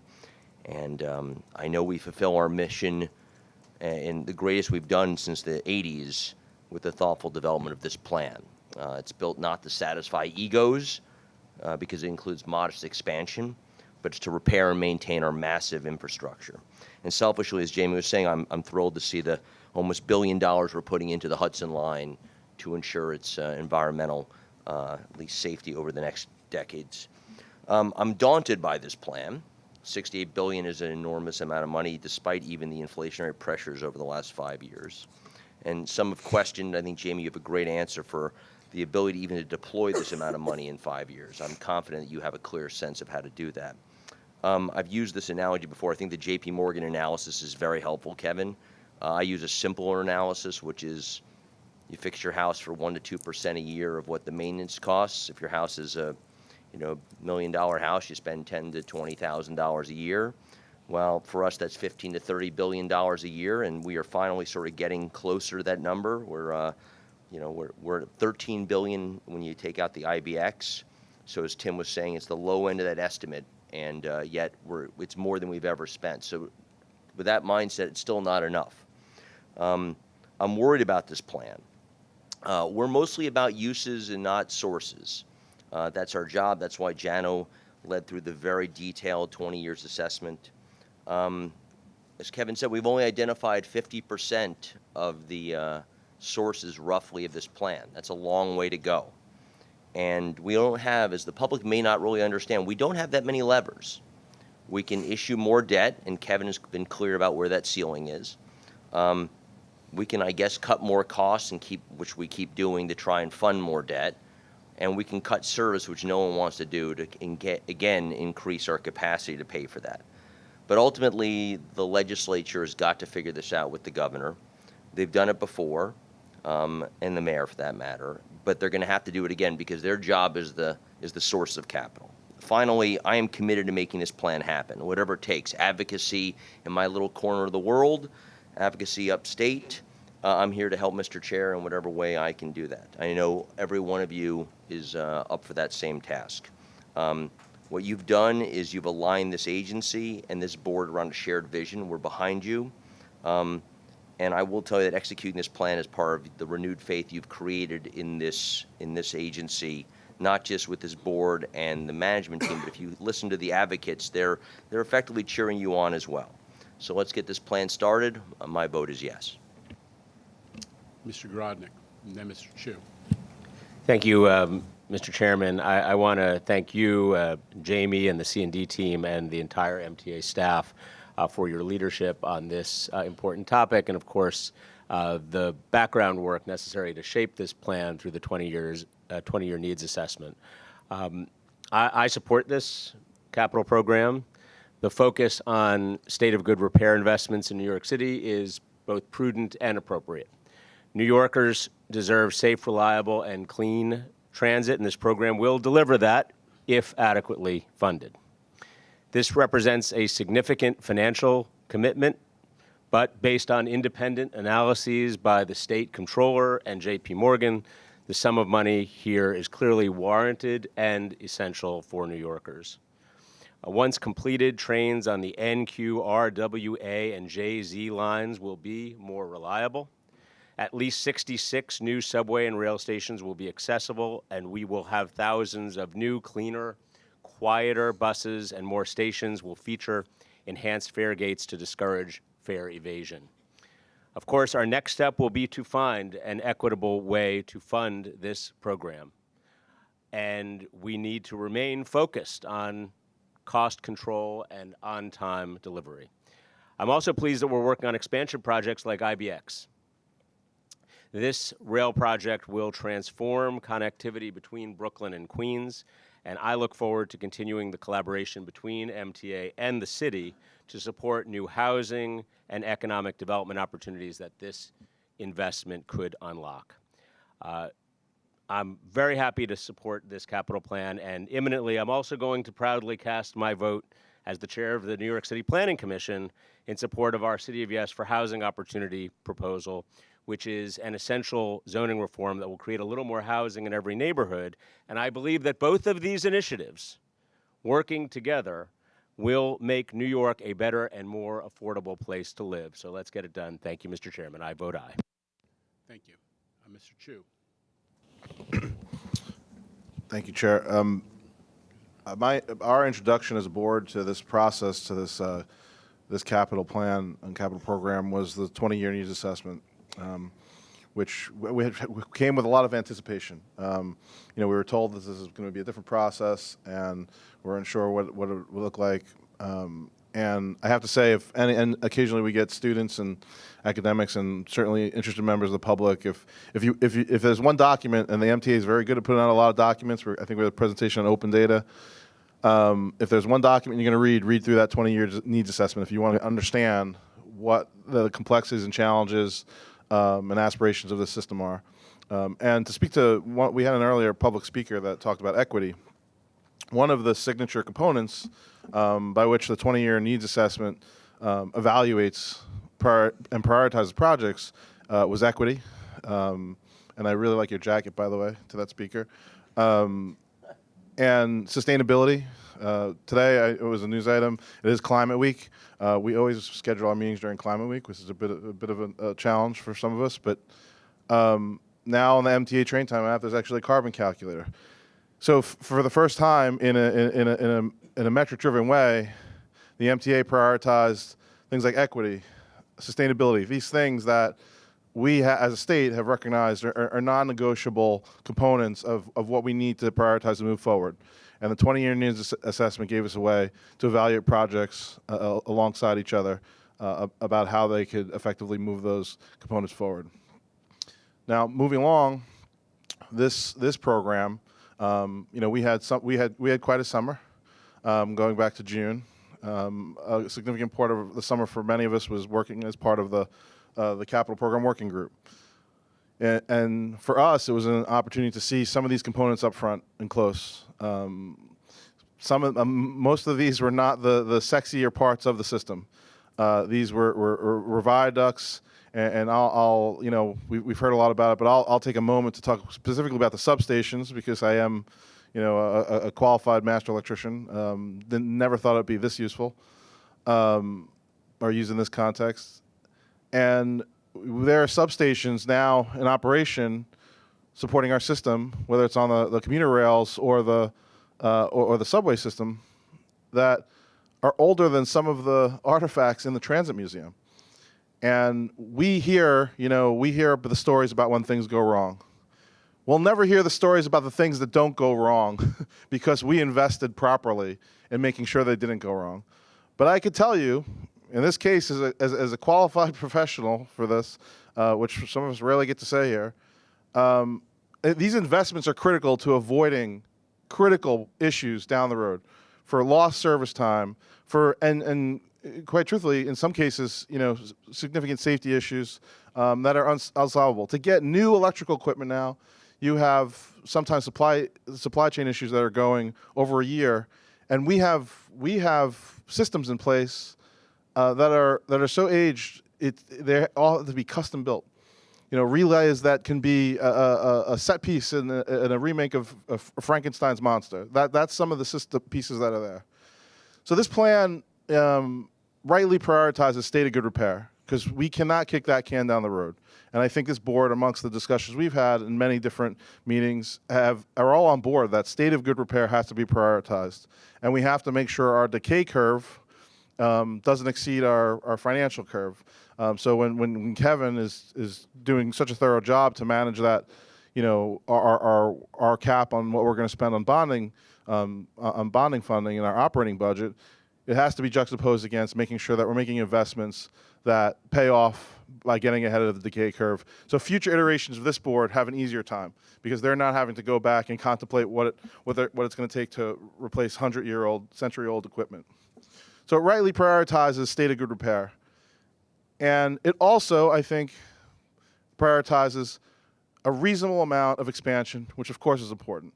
Because for us to move forward, things like equity, sustainability, economic growth, transportation improvements are not negotiable. They're an essential part of that.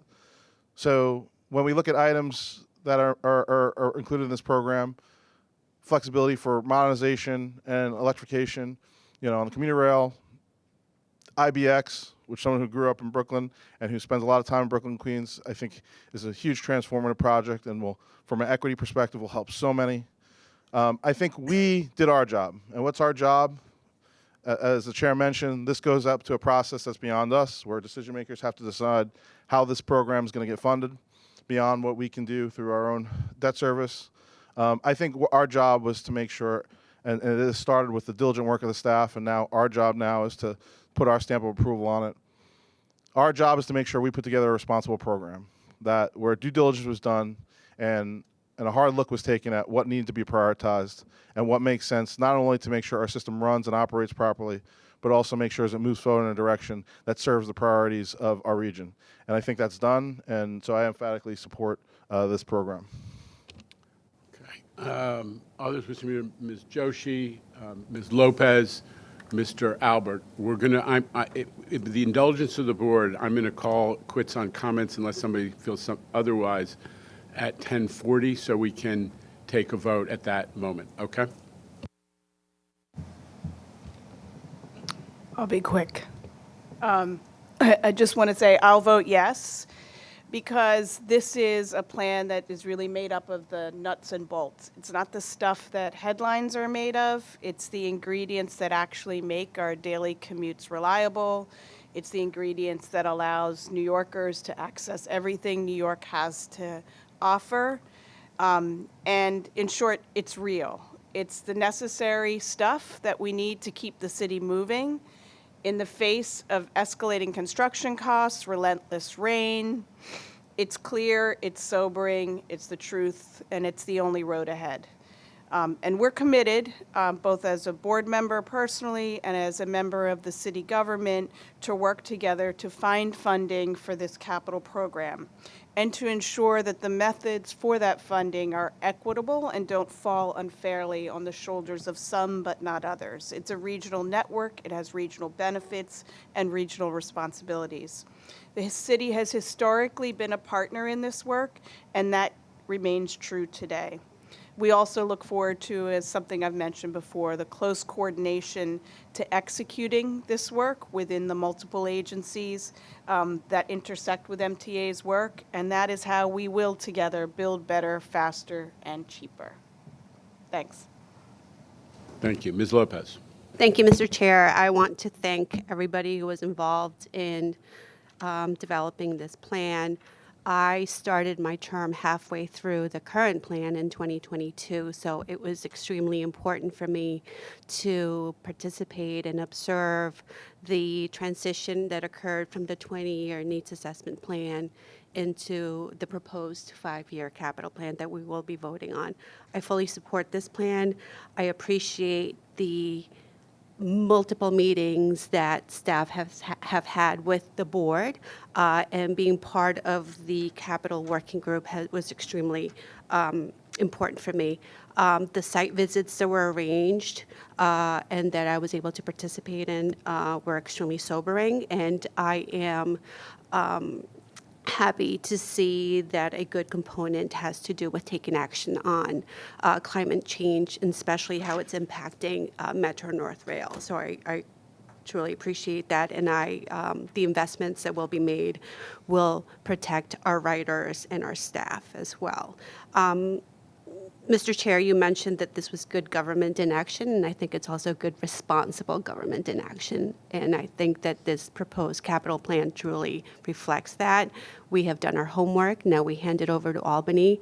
I continue to be reassured by the governor's comments with respect to finding solutions to our funding issue. And I fully support this plan. Thank you. Mr. Albert, followed by Mr. Mack and Mr. Jones. I certainly would echo everything that has been said here. I continually say we have an amazing transportation system that other cities can only dream of, but we have it and we must take care of it. In all the time I've been here, this recent 20-year needs assessment was the most well put together, most logical, and best presented that I have seen in the over 20 years I've been here. I was really impressed. Congratulations to Jamie and his team for putting that together. And that wonderful 20-year needs assessment has morphed into the 25 to 29 capital plan. And it makes perfect sense. We are addressing the items that would cost more if we don't take care of them. New subway cars, new electric buses, new commuter cars, new signaling, new resiliency, more accessibility. All of these type of things cost more the longer you wait.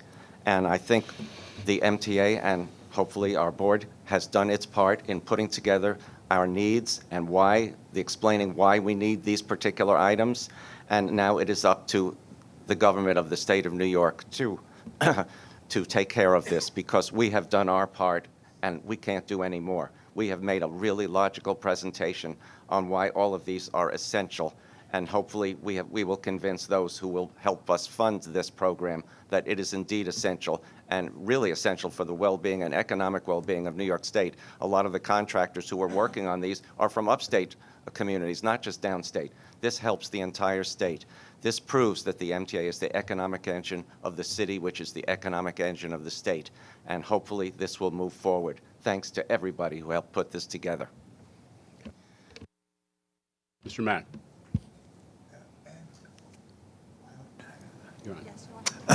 I agree with you, Andrew. That's what it's all about, economic engine. Everyone's done a great job. I'm only hopeful that we can get it done and spend that money. I do support it, and I will vote for it. And everyone should be congratulated for the hard work that they've done putting this together. I still haven't changed my opinion regarding congestion pricing. That's the last program. We're talking about the new program, Mr. Mack. Mr. Jones. I'm going to endorse this plan as well. Hey, Sammy, I have led the Community Service Society for over 30 years, and it's been, for the last 175 years, focused on low-income New Yorkers. This plan, in my view, is particularly vital for low and moderate-income people. They are almost entirely dependent upon this system to get to work, to school, and to doctor's appointments. Without it, they can't survive in this city. There is no way they're going to be able to get in a limousine or an Uber and go to work. Can't happen. So this system has to be constantly invested in. So I I'd like to say that I'm fully in support of this. Thank you. Thank you. And I believe our final speaker will be Mr. Herbst, and then we'll take the action. Thank you, Mr. Chairman. And I want to thank the entire MTA staff and all your agencies and all the hard work. It's been said time and time again about the needs assessment. That was an excellent document that helped prepare everything, and the working groups were very informative and helpful.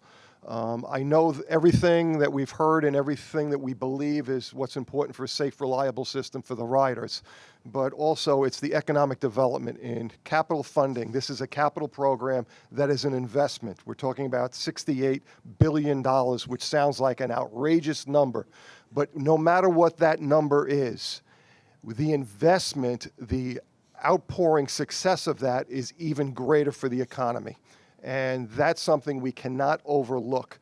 You look at any transit station or any transportation system or network, the value of land in those areas increases. You make improvements, the value in that area will change, the communities and the developments will continue. This will be a place where people will want to go to and live and work. So it's also advantageous. Also, construction, infrastructure construction has historically been the pump that is priming the economy. Whenever we hit a recession or a problem, a depression, you can go back to the Continental Railroad, the federal interstate highway system. Back in the Obama day, we had the ARA program. And the reason is because when you put construction workers to work in infrastructure, the ripple effect in the economy, every construction job, indirect jobs is 3. So that's the type of people you're putting to work, and they're white-collar jobs, not just blue-collar jobs. You're talking about the engineers, the bankers, the investors. That's what the economy has. So this program, no matter how high it is, what that does for this region makes it more attractive, and it's necessary for New York to be as great as it is and how it will continue to be. I'm supporting this program. Thank you, Mr. Herbst. Thank you to all the board members who have spoken and everybody who's participated in the process of developing this program. So with that, I remind us there is a motion and a second on the floor. We're going to take a vote by hands. All in favor of adopting the proposed MTA capital program? Any opposition or abstentions? There's a unanimous vote, ladies and gentlemen. Thank you.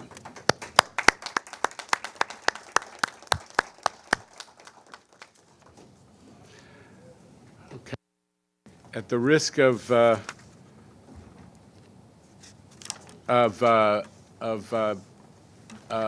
taking us down a notch in terms of emotion, we will now turn to actually a really important topic that I know members of the public are really interested in, which is the MTA's open data initiatives. We have some years ago, open data was an area where there was a lot of public interest, there was legislative action, and the MTA, turns out, has really moved forward. And I want to just recognize Andy Kuzmienko and John Kaufman and the whole strategic initiatives team that's done a lot to move it forward. Andy.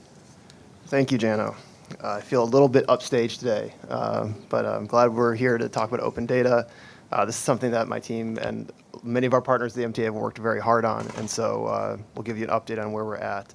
So my name is Andrew Kuzmienko. I'm the Deputy Chief of MTA Data Analytics. My team's job is to facilitate analytics at the MTA, centralize data, help us understand it ourselves, and we also oversee the MTA's open data program. So as I said, we've made a lot of improvements. The MTA has really moved forward quickly in this area, and so we're really excited to share that progress. I was here last summer, if you recall, and kind of gave our first update on open data to the board. So I can tell you a little bit of where we've come in the years since. So this all started, of course, with Governor Hochul signing the MTA Open Data Act. It'll be 3 years old next month. We've launched a new metrics website a couple years ago. That's what allowed us to skinny down those board books that you guys used to get, and hopefully they're more useful now. All that information was not lost. It was put on open data, and it's on the new metrics site as well. We have a data and analytics blog that gets into details of like how this all comes together and how open data works and how these data sets are calculated. And there's an important change I'll talk about in a second to how the metric site works to increase the transparency of it. And because we're such a fun group, yesterday we really are. We launched the first MTA Open Data Challenge. This is inviting members of the community, developers, analysts, to use our open data. There's actually enough on there now that's of enough detail for people to do interesting things. I'll show a couple examples of what my team did. We're not eligible to win the prize, but there's a lot of things you can do now with the data, and we encourage people to test it out. Thank you. So I mentioned we change a little bit how the metric site works. This is a subtle thing. The site doesn't look any different. That's it on the right. But the metric site now, as of last month, pulls entirely from open data. Before that, we had a lot of dashboards of the MTA, which we've since taken down, that had a spreadsheet somewhere behind them, and what you saw was all you were going to get on the dashboard. The dashboard now, as I said, pulls from open data. So the open data, the New York State portal, is the source for our information. That is what we need to keep accurate and correct, and my team works hard with all of our partners around the MTA to do that. So the data there in the portal is correct. The dashboard will be correct. Another way of putting that, maybe more dramatically, is that anybody can now make our metric site. The software to do that is available, the data is available. So those metrics you can remake, you can make other ones that you think are more interesting. It really is a step forward in transparency for the MTA. I will not be reading through all of these. Suffice to say, we have a lot of open data sets out there. The list grows as people demonstrate their interest in things, or there's more that we can share.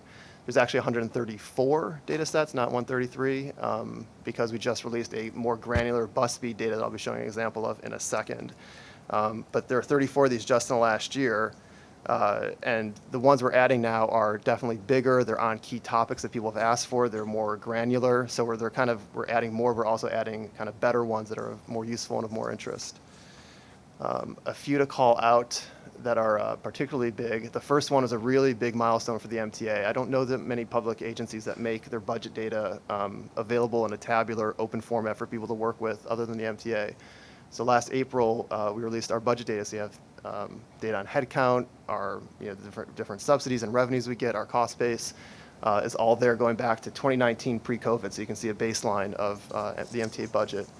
For the railroads, we got data from our partners at the railroads, Long Island and Metro North, on delays by reason and category, and that goes all the way back to 2010. So you can really see how performance has looked in a granular way. Bus routes, I'll talk about in a second, but what we used to do for bus routes was just give the speed overall for the whole route. So like the length of the route divided by the running time. That doesn't tell you that much because our routes are long. They traverse different parts of the city, heavier areas with more traffic and less. So the average wasn't saying that much. Now we're doing it by segment. So between major stops in different corridors, you can now see what the bus speeds are, which is a lot more useful for someone who wants to understand their route, understand how the city works. And then also the last one, subway origin destination. This is a big one for us, is our only data set, or our first one, that has modeled data. So as you know from riding the subway, we don't collect information when somebody leaves the system, only when they enter. So we don't actually know where every trip ended, but we can model that based on their future behavior, like the next trip where that started. And so that's been very valuable data. A lot of people have been asking for that. So we have this model internally, and so we cleaned it up, aggregated it appropriately, and now that's not an open data. And it has the distinction of being the biggest data set on the New York State portal. Because we're such a big system, when we release data of detailed quality, it's going to be a very big data set. Okay, so this is a kind of a cool visual. If you want to, can you click the video? This is our subway origin destination data, and the blue represents the origin, and the orange is the destination. So that's the AM peak as people come into Manhattan from the outer boroughs and upper Manhattan. That's midday, and now that's people going back home. I could watch this all day long. I think there's one more day in here. This is a weekday in June, I believe. This is overnight, not too many people riding. People come back in, you see the orange in Manhattan coming from around, and it basically does it again. And that's people leaving back. This is a visual we made. The key to mention on this is that this tool is called Kepler. It's something you can find online to make a map like this. It's very pretty. The data is, of course, open data, so anybody can use it. My team made this, but again, anybody could make this. We're putting more and more out there, and the tools are available for people to do all sorts of interesting things with data. We have one more example of the bus speeds one. we just go ahead and start this. Green and blue are faster bus speeds. Yellow, orange, and then dark red is very slow. And so you can see this is the AM peak, and Manhattan in particular gets very slow for our buses. When ridership drops in the midday, it stays slow. It doesn't, this is the PM peak, and it doesn't really let up until about 7 o'clock when Manhattan starts to reach faster speeds again. Anyway, so like that's the whole city, but of course if there's a particular community board or you know, particular person who's interested in their bus route or particular segment that they ride, they can dig in as much as they like on this data. It's a very rich data set. I had this slide last time just to show the range of people who use open data.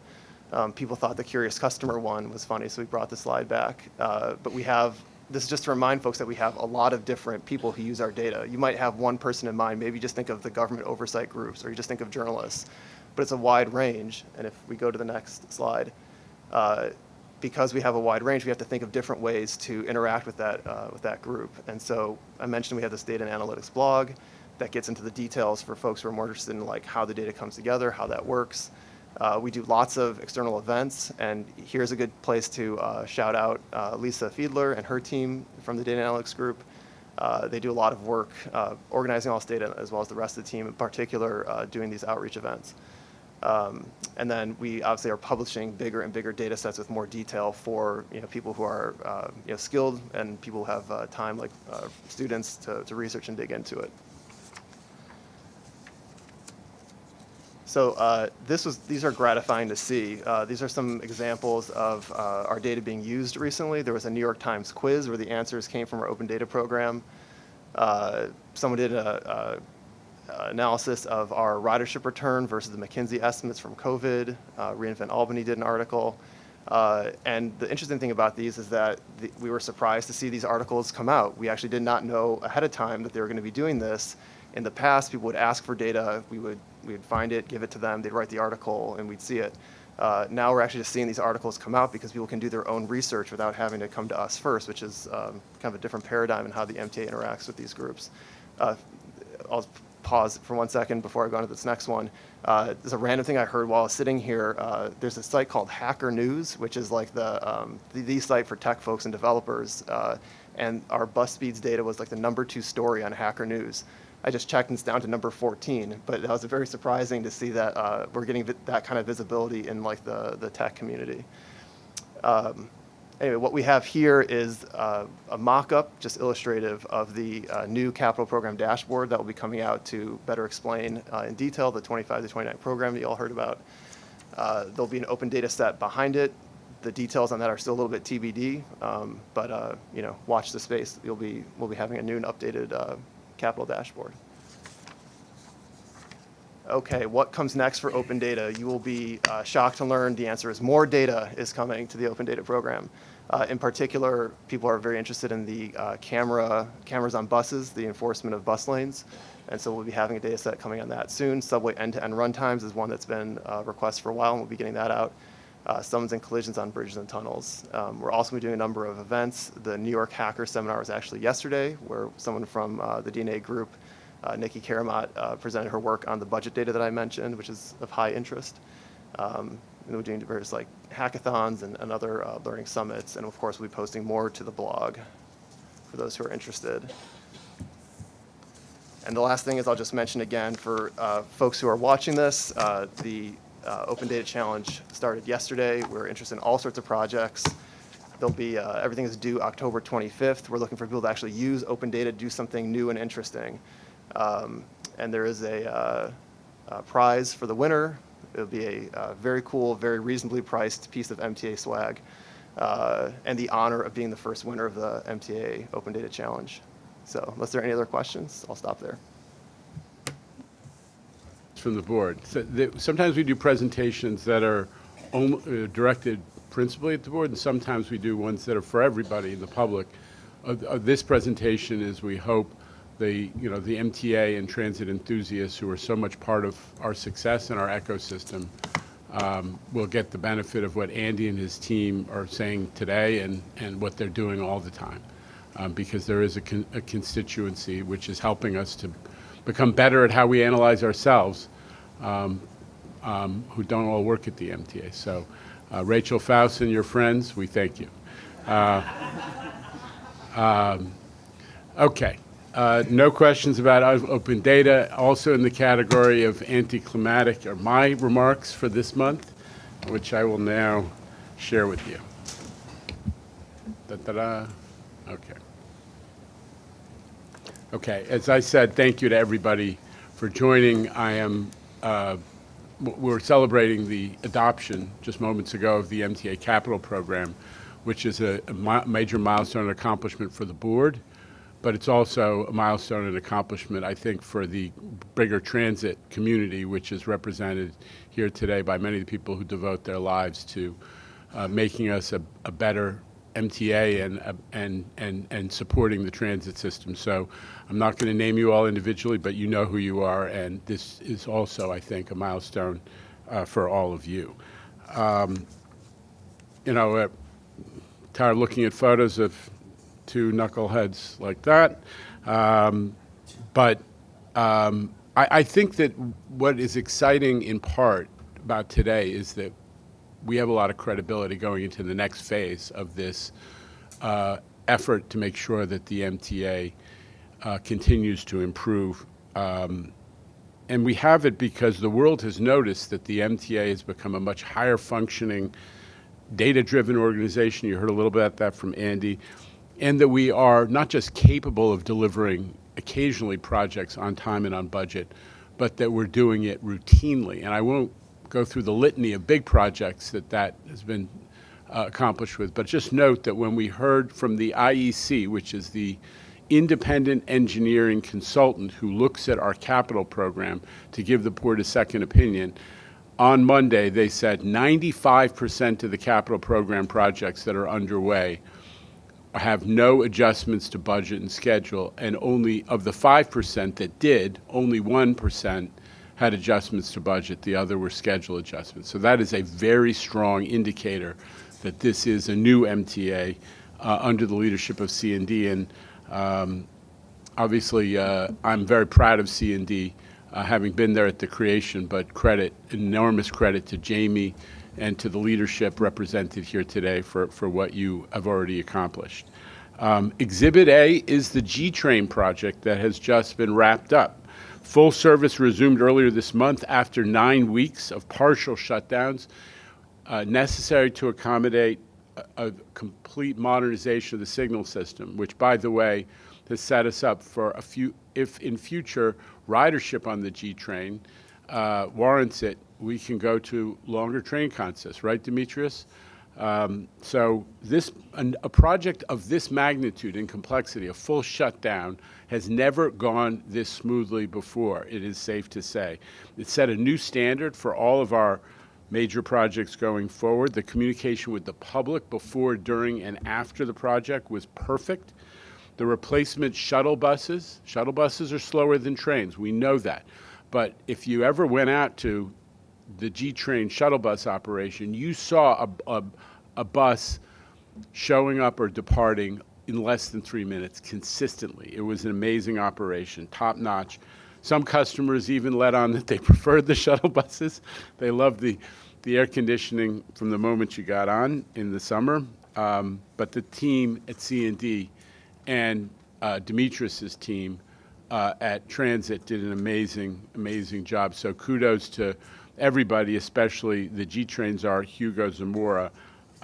We're actually shifting Hugo to the next big project along this lines, which is in some ways even more challenging. Demetrius talked about this on Monday. We're going to replicate the G-Train magic now for rebuilding the Rockaway Viaduct, which is old, it's damaged, it's taken huge hits from climate and weather events, and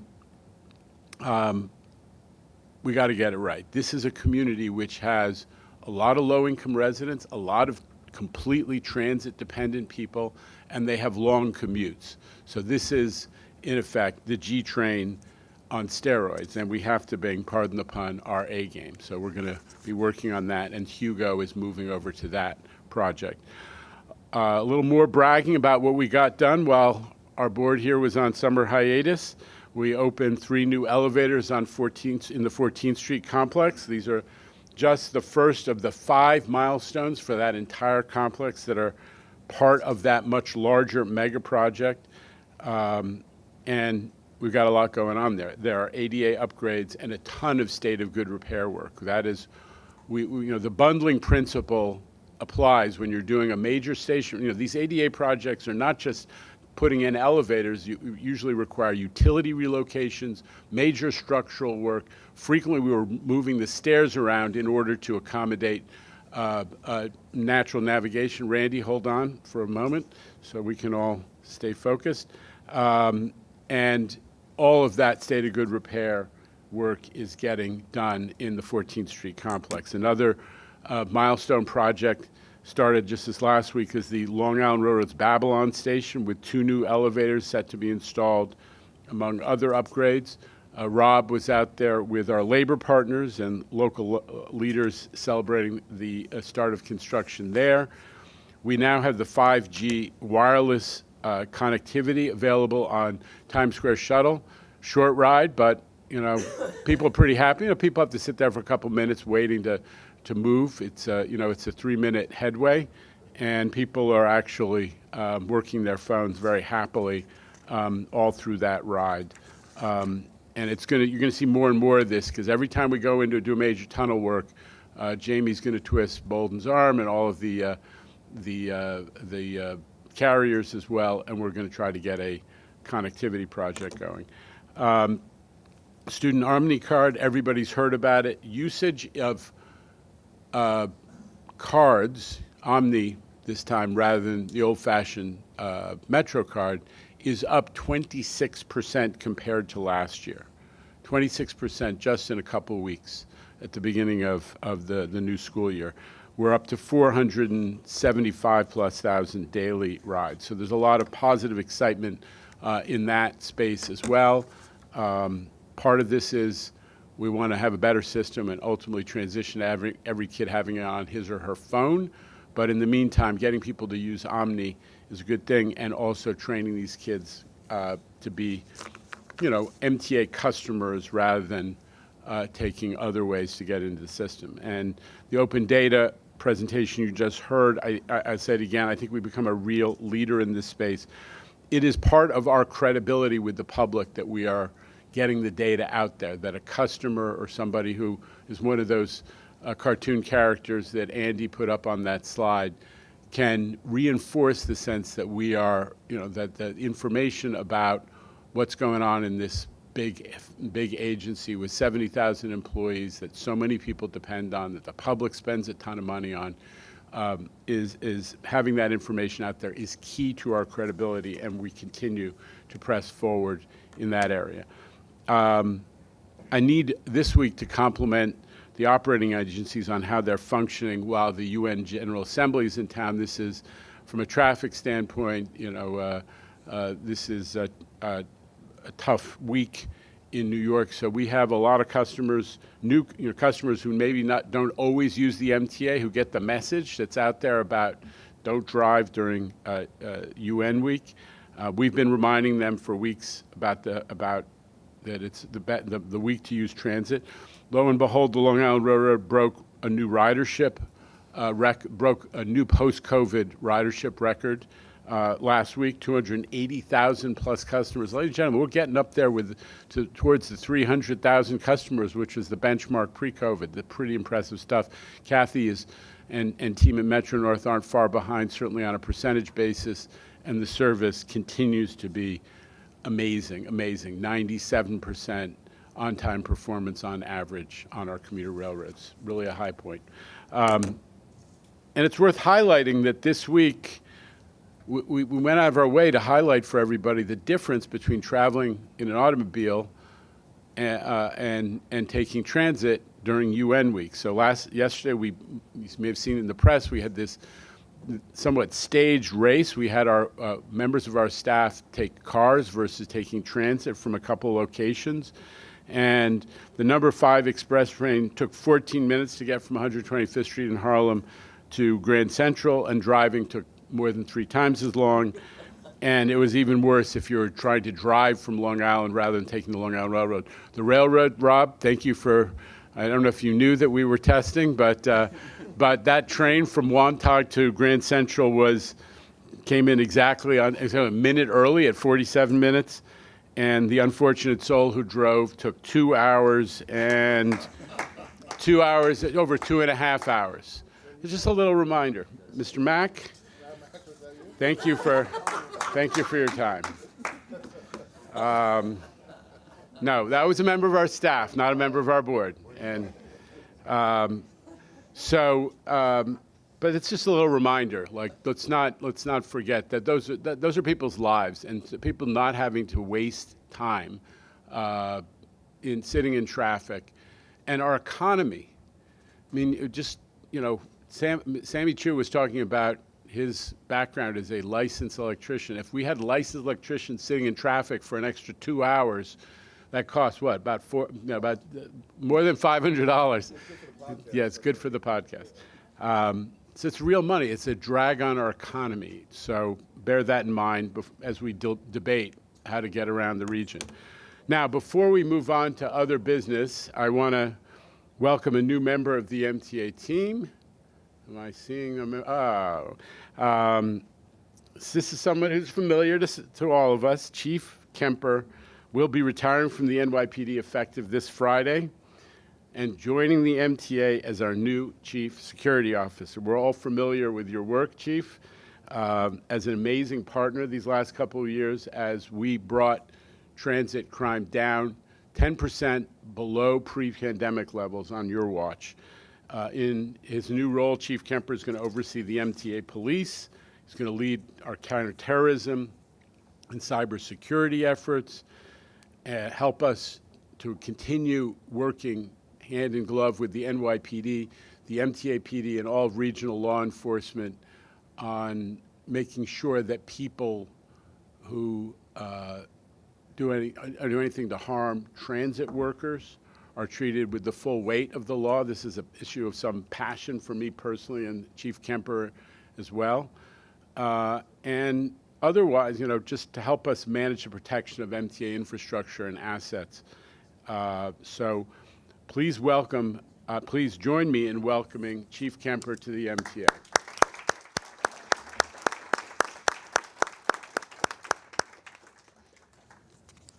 So that's the end of the business. I think Mr. Albert has a remark.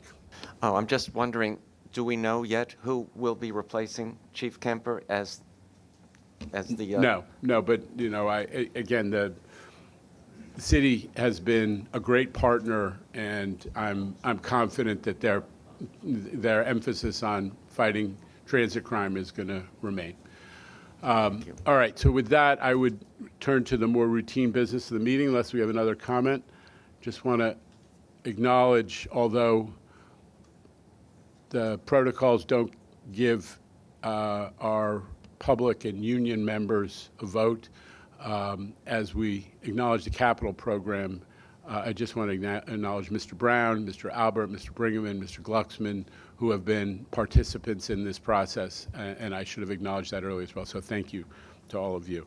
So with that, the more routine board business, we'll give you a hand.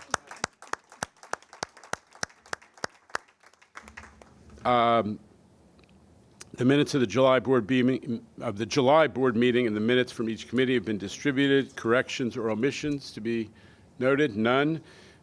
Hearing none, the minutes are approved as distributed. Board Member Mack, Bridges and Tunnels. Mr. Chair, board member, and board members, Bridges and Tunnels met on Monday, and I have no action items. Okay. So in the absence of B&T action items, I'm going to ask Kathy. I neglected to ask you for an update on what took place with the Midtown Tunnel a couple weeks ago, which was something that was on the agenda. My fault. Sure. So on Wednesday, September 4th, we had a contractor operating from a barge on the East River drilled into the exhaust duct of the south tube of the Queens Midtown Tunnel. I guess the best way I can describe this whole incident is through the detailed timeline, so I'm just going to go through that very quickly. At 10 a.m., our facility staff noticed water leaking from the ceiling of the south tube and began their investigations of how that water was actually entering the tunnel. At 11:47 a.m., maintenance staff positively identified the location of the leak. Notifications were made to B&T leadership with the extent of the emergency at 12:02 p.m. At 12:11 p.m., facility personnel determined the leak was in fact salt water, indicating the water was coming from the East River, ruling out other possible sources such as a water main break. They also observed the drill rig on the barge in the East River above the tunnel location. At 12:27 p.m., MTA Construction and Development was notified by EDC, their design consultant, that the subcontractor drilled into the tunnel. To ensure public safety, we closed the tunnel at 12:30 p.m., and C&D engineers started a detailed inspection. At 1:52 p.m., C&D engineers determined the north tube was safe to reopen. After significant reconfiguration of traffic on the Manhattan side of the tunnel, the north tube was reopened for two-way traffic at 3 p.m. Following the completion of temporary repairs and final inspections at 5:30 p.m., with the south tube reopening at 5:37 p.m., the temporary repairs were considered complete.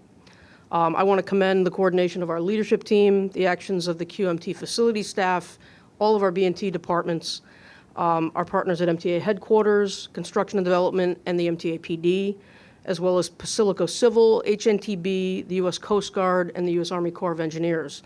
They were all major players in getting this done so quickly. The permanent repair followed immediately and was completed on Friday, 2 days after the initial incident. And I assume there's an investigation going on. What's the status? So EDC has hired a consultant to do an independent evaluation of how this occurred, and we're cooperating with that investigation. Okay, and we'll obviously want to hear about the results of that investigation, if there's any action to be considered or indicated. Mr. Yeah, Rivas, on that very issue, who bears the cost of this? This wasn't inconsequential, I assume. I haven't consulted the contracts, but I think my answer is not us. And not, but obviously that's a legal matter, an insurance matter, but, common sense would dictate the MTA does not pay when somebody else makes a mistake and drills a hole in a facility. But we'll see how that unfolds. Ask me again when the lawyers are done debating. Anybody else on this issue will return to routine business? Okay, thank you, Kathy. All right.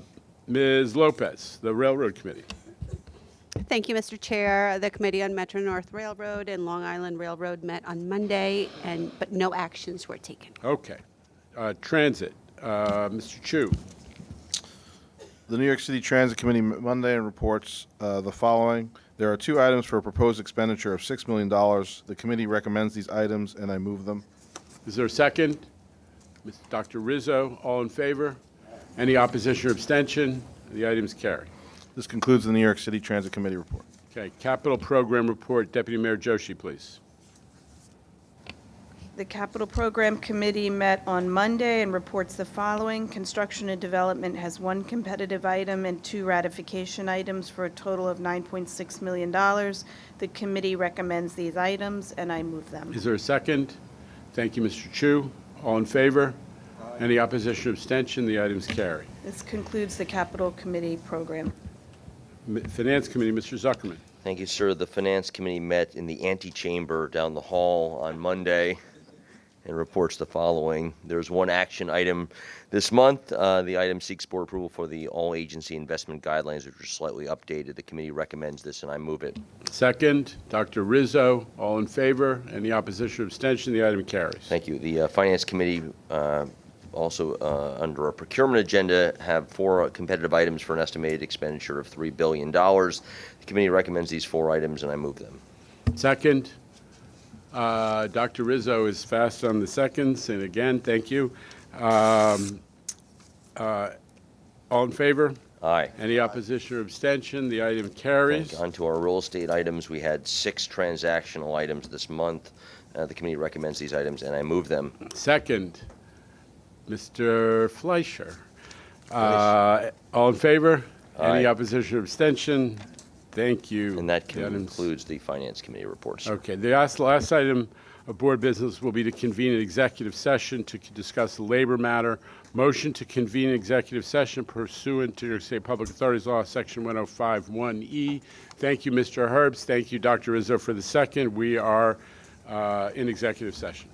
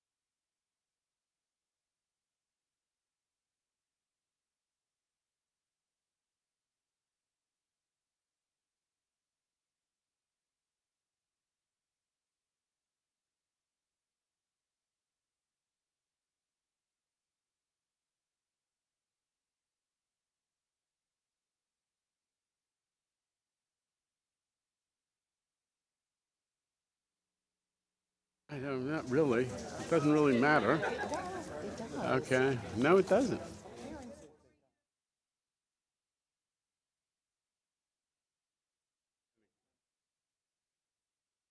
In executive session, the board discussed and voted affirmatively on a labor agreement. One item, a little pro forma, we didn't call on the diversity committee.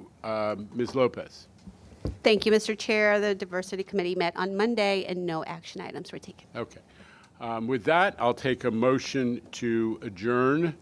Mr. Herbst, thank you. Dr. Rizzo, Mr. Second, thank you. We are in adjournment. Thank you so much.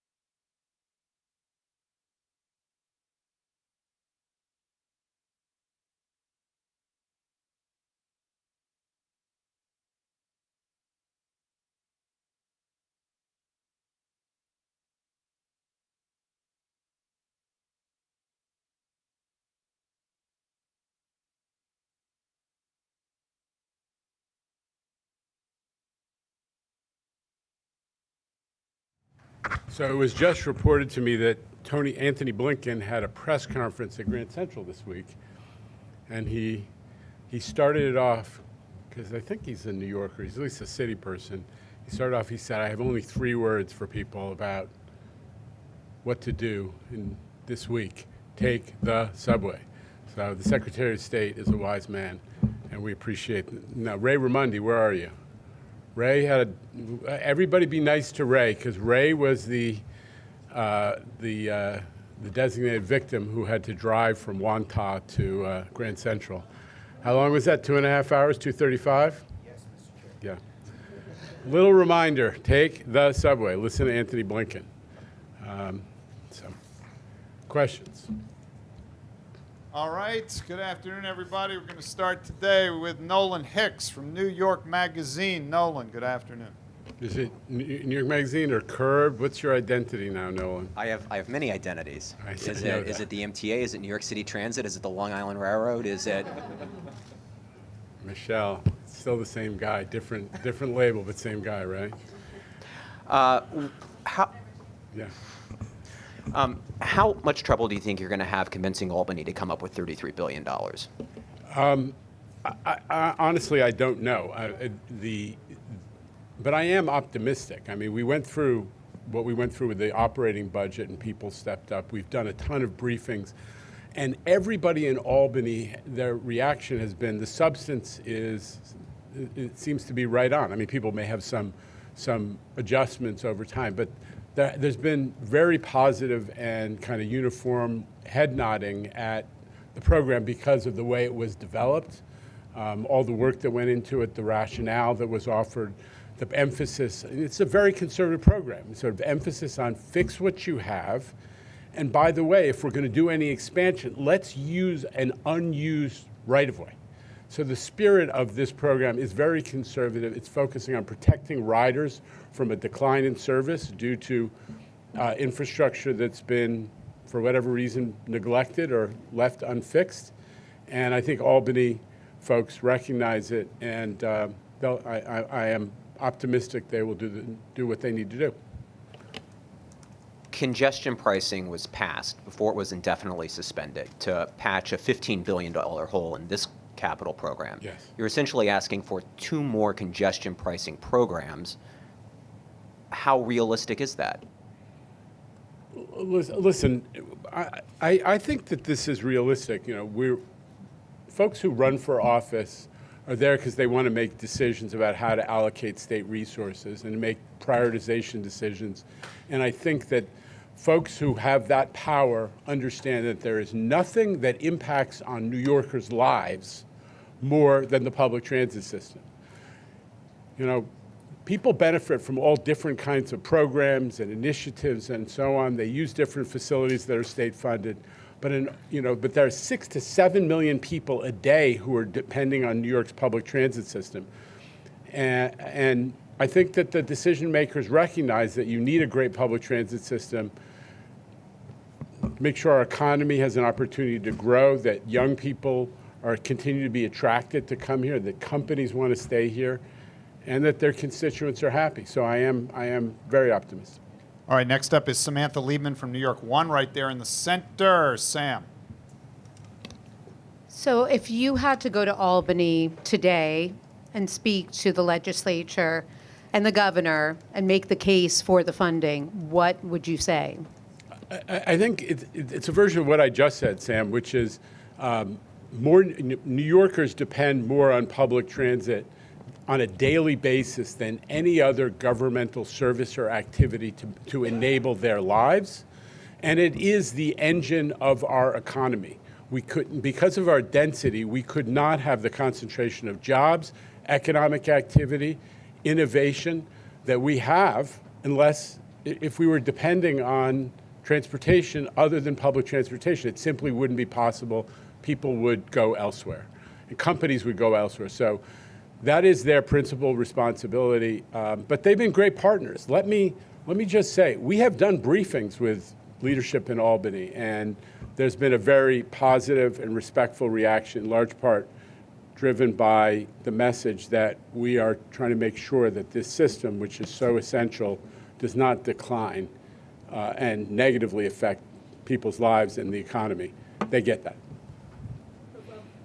What would you say to legislators who are not from the MTA region? What's the argument for them to supporting the MTA? Well, it's, I just refer you back to the report that Reinvent Albany did. First of all, if you understand the economics of New York State, the tax base is overwhelmingly coming from the New York City area, from the MTA region. So the revenues for everything that gets funded upstate are in large part dependent on the prosperity and economic dynamism of the New York area, and transit is essential to enable that and continue it. Number two is enormous numbers of jobs spread all around the state benefit from the MTA capital program. Again and again, people have studied this, but I refer you back to that Reinvent Albany report, which showed that in every congressional district and virtually every state senate district, there are companies and jobs that directly derive from MTA capital investment, and that's good for everybody. I spent some time in Rochester not long ago with Senator Cooney, who's the new chairman of the Senate Transportation Committee, and he is a huge supporter of the MTA capital program. I think he's actually spoken out on a couple different occasions in favor of MTA capital investment, and so I'm confident we're going to have that upstate support. All right, let's move on to, on the Zoom connection, to Patrick McGeehan of the New York Times. Patrick, fire up your video if you've got it. You're up. Okay, can you hear me all right? We do. Yes. Oh, okay, so I have a few questions about the report on the Midtown Tunnel incident. One, did drivers report the leak to you first? Is that how you first learned of it? Two, how much water got into the tunnel? Three, how did you determine that it was salt water? Did somebody have to taste it?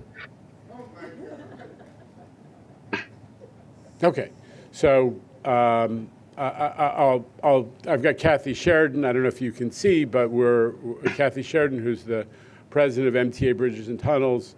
I'll tell you this is important to understand because it doesn't always get translated through. There was never more water than the tunnel's normal drainage system could accommodate, okay? That was the condition at all times, even before the temporary fix and ultimately the permanent fix. Kathy.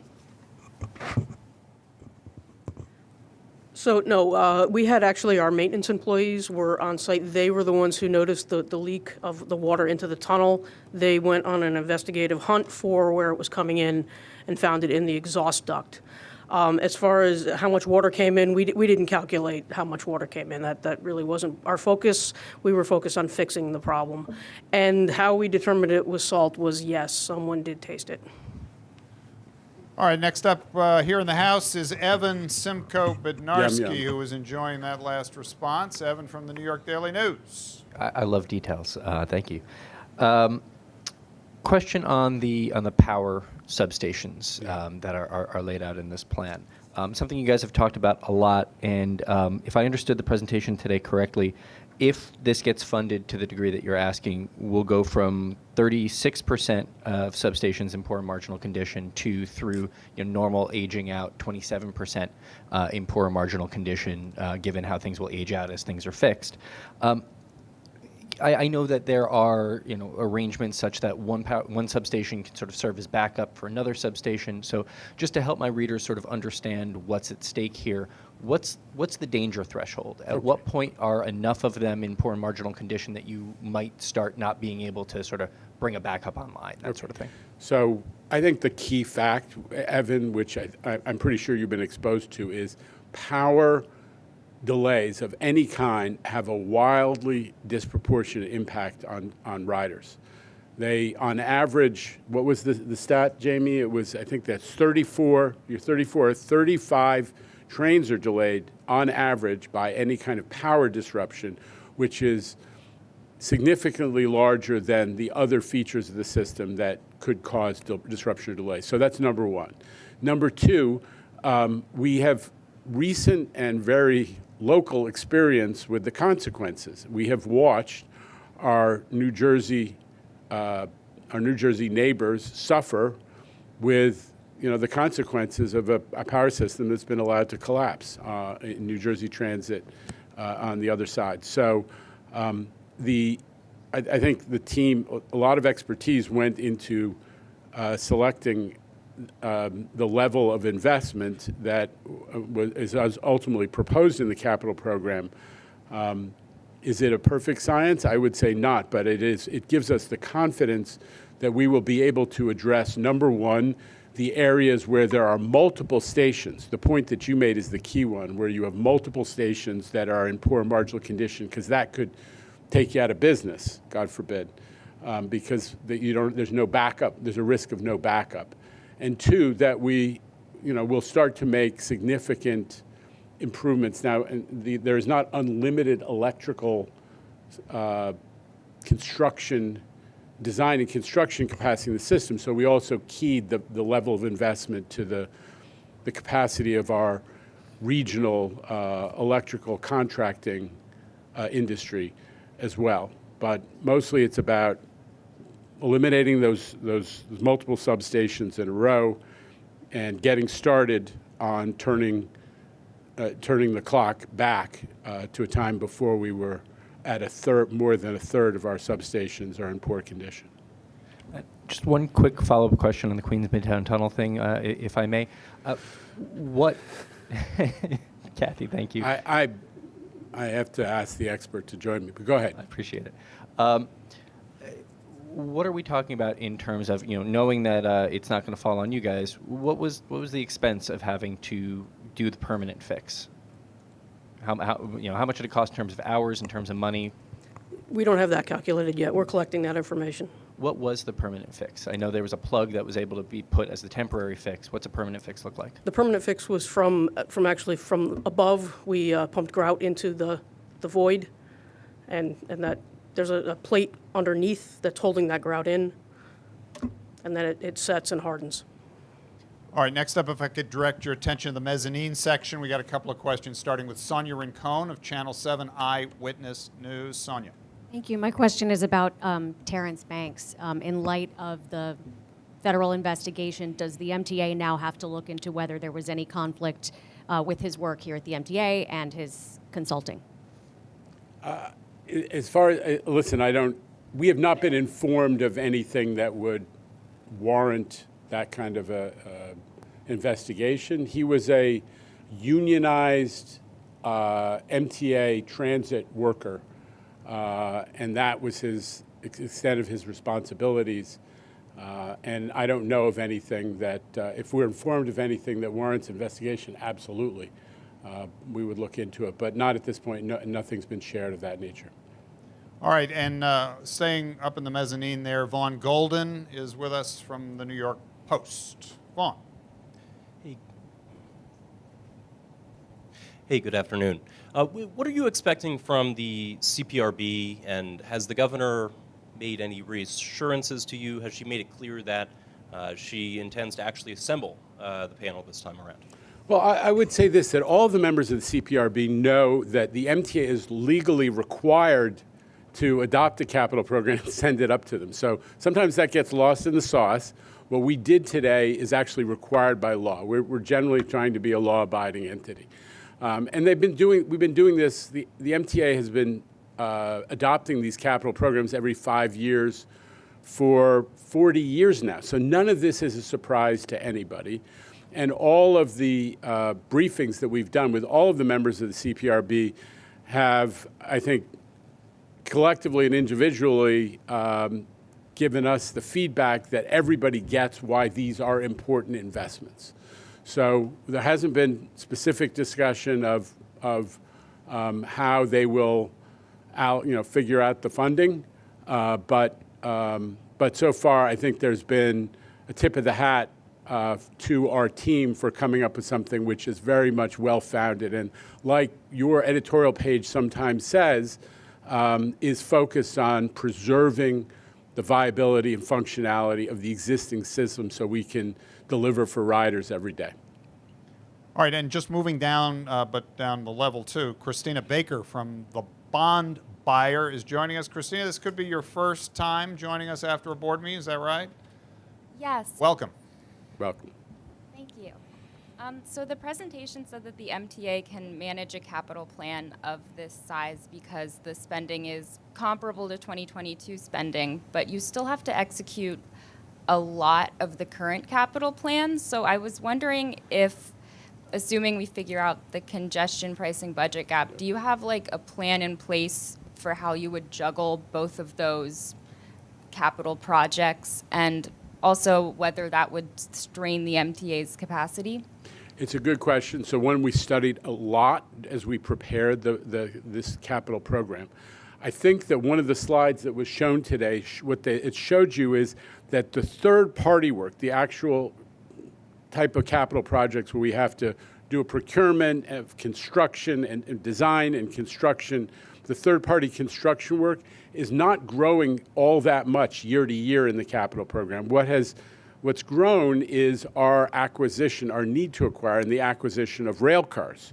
Very different undertaking that we don't think will strain either the MTA's capacity to manage projects, to do procurement or to manage projects, or the capacity of the construction industry. So that gave us confidence that because the third-party work is kind of growing at a moderate level, gave us confidence that we were taking on a program that could accommodate not only this new work, but the remaining work from the current MTA capital program. Is that making sense, Christina? Okay.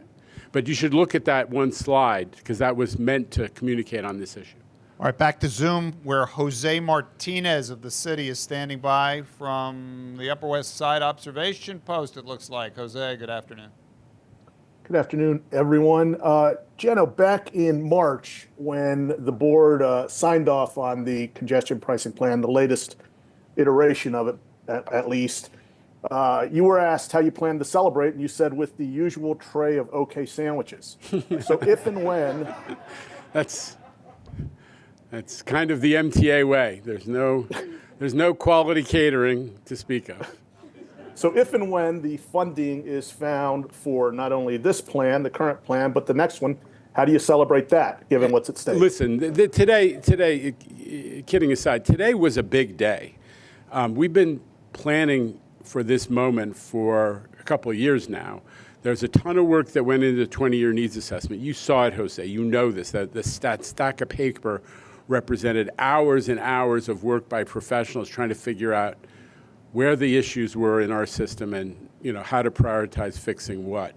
Then we did the climate change action plan that really laid out why there is a new challenge that must be addressed in the MTA capital program, which is, there's a tick-tock. We cannot ignore this anymore.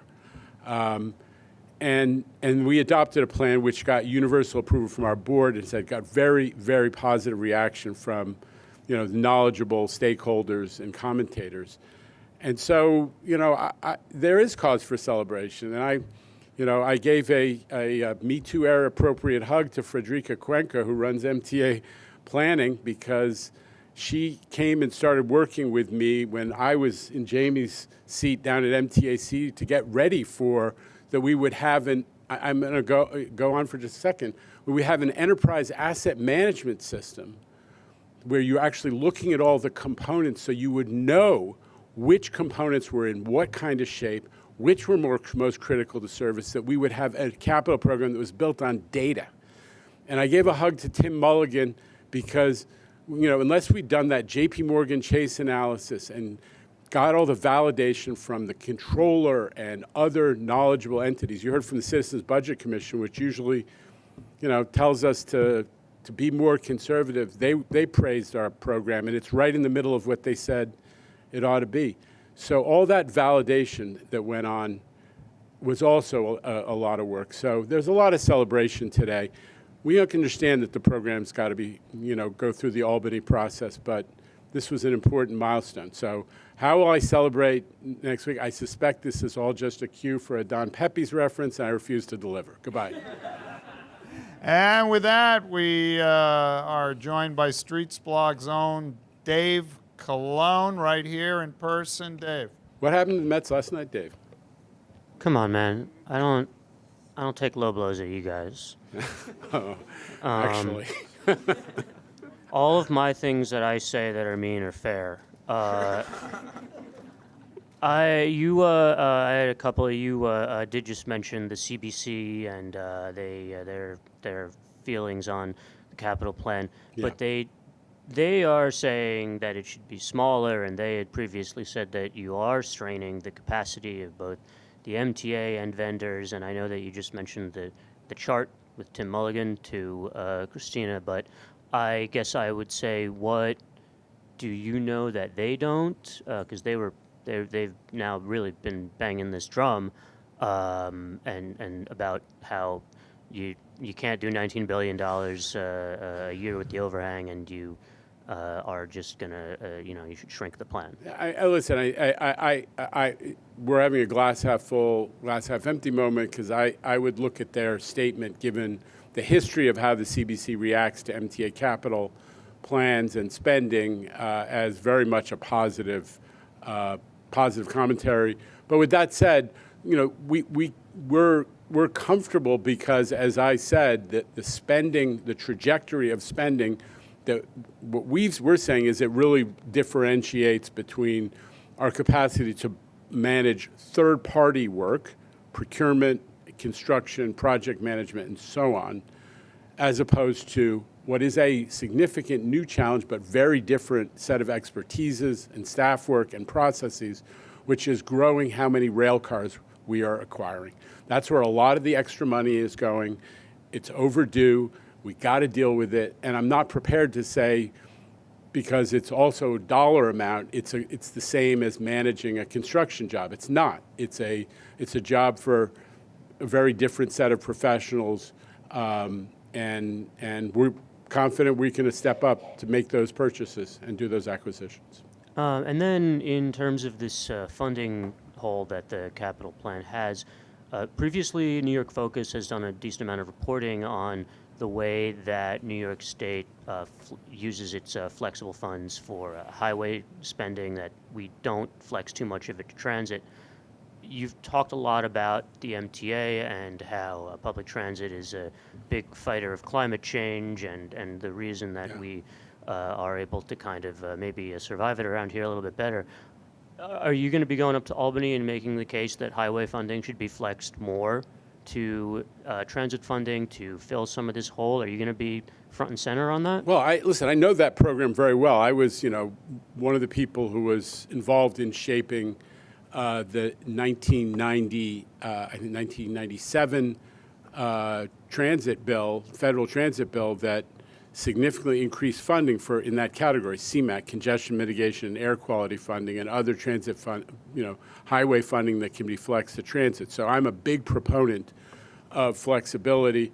And New York as an area, New York City and the state, as a big transit user, that flexibility ought to be judiciously exercised. That said, obviously, the folks in Albany have to make decisions about how they want to allocate and reallocate money to meet what everyone seems to agree is the needs of the MTA system. So I'm not going to be hyper prescriptive about what they do, but I'm confident that they understand that feature is available, and that of all places, New York is the right place to exercise maximum use of flexibility of highway funds. All right, next up, we've got Greg Macher right there from Pix 11 News. Greg. Afternoon, Chairman. I'm interested in your take on kind of the current state of the ride. People may be seeing longer waits on the weekends, more crowded, or more maybe delays. Where is this data coming from, Greg? I'm just saying there's a feeling, there's some countdown No, clocks. we're in the data. Remember the open data today? I apologize for interrupting you, but in this forum where we just presented open data, where we put out, for this precise meeting, we put out an MTA transit statistics. You don't get to just say there's a feeling and ignore the stats. Well, that's always part of it. So come to me with facts. I did look through the graphs that are posted, okay. and there is a slight trend, especially over the past 3 months, and so it's inching up. Yeah. So the and we delay. have You're the talking about feeling in which category? In some of the delays caused by infrastructure, crew availability, people on the tracks. I'm just kind of wanted to refocus it. A lot of this has been looking forward 20 years and about the capital plan, things to come, when there is some frustration. And frustration can be based on how people feel, but the MTA's own data does show there just a trend over the past few months and even over this year of kind of an uptick on those delays, on wait times. Okay. Kind of what's your take on that? What's being done? What's your take on the ride right now? So I'm not going to deliver for Jose by saying it's a fair question, but I will say, but I'll say this, which is every day I'm looking at service. Every day, at least twice a day. And we are passionate about the fact that we have, over time, I'm not talking about on individual months, but over time we've achieved the best subway service in over a decade, and we aim to keep it that way. You're not wrong that we are facing more of what we call the external impacts, and that's police activity, people on the tracks, God forbid, which is mostly people doing it themselves, like going down to get something, or God forbid, or just people who have mental health issues and put themselves in harm's way there. So we're very mindful of that condition. It's one of the reasons that we have emphasized mental health.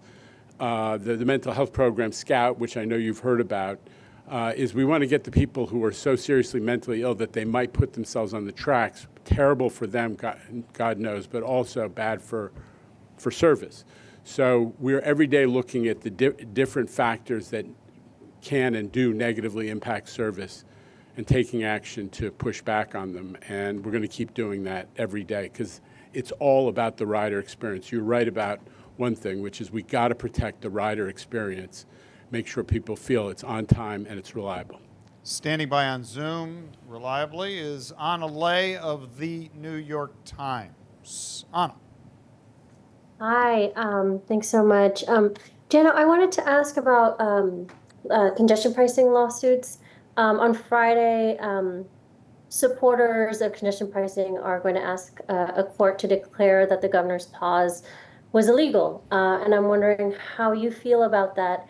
And if they're successful, would the MTA immediately implement congestion pricing? More broadly, I also wanted to ask you about the fact that there are a lot of lawsuits right now on congestion pricing, but the program obviously has been in limbo for some time now. So I'm curious to know how you're feeling about the program's prospects in court, and whether you have concerns about the amount of money and the resources that are being spent to litigate what really feels like a moot issue right now, given that the governor has been very reluctant to move forward with it.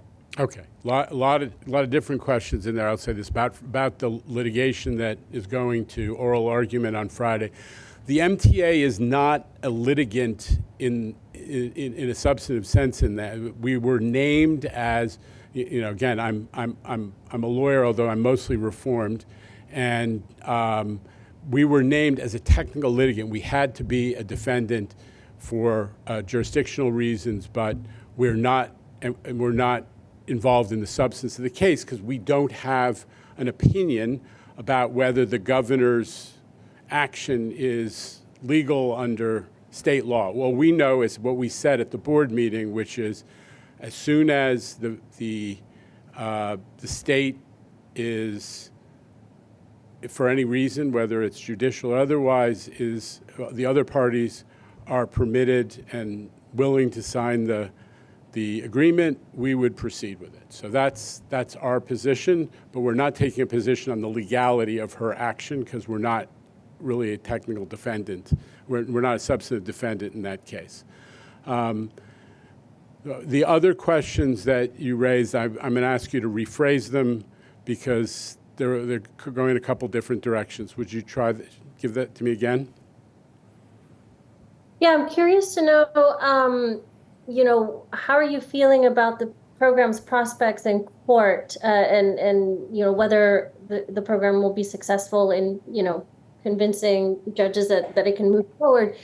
And do you have any concerns about the resources that are being spent by the MTA, not in all of the cases, but in some of them, to litigate this case, especially given that the government has been reluctant to move forward? I would just say this broadly. I would wish that, everybody would be concerned about the MTA spending money on lawyers we get sued hundreds and hundreds of times every year for all kinds of stuff, some of which I don't think should be put on our backs. The fact that the MTA, if somebody does something wrong in the subway system and somebody else is harmed, but if the MTA can be found 1% responsible, we get on the hook for an entire judgment. That makes no sense to me. It's a feature of state law.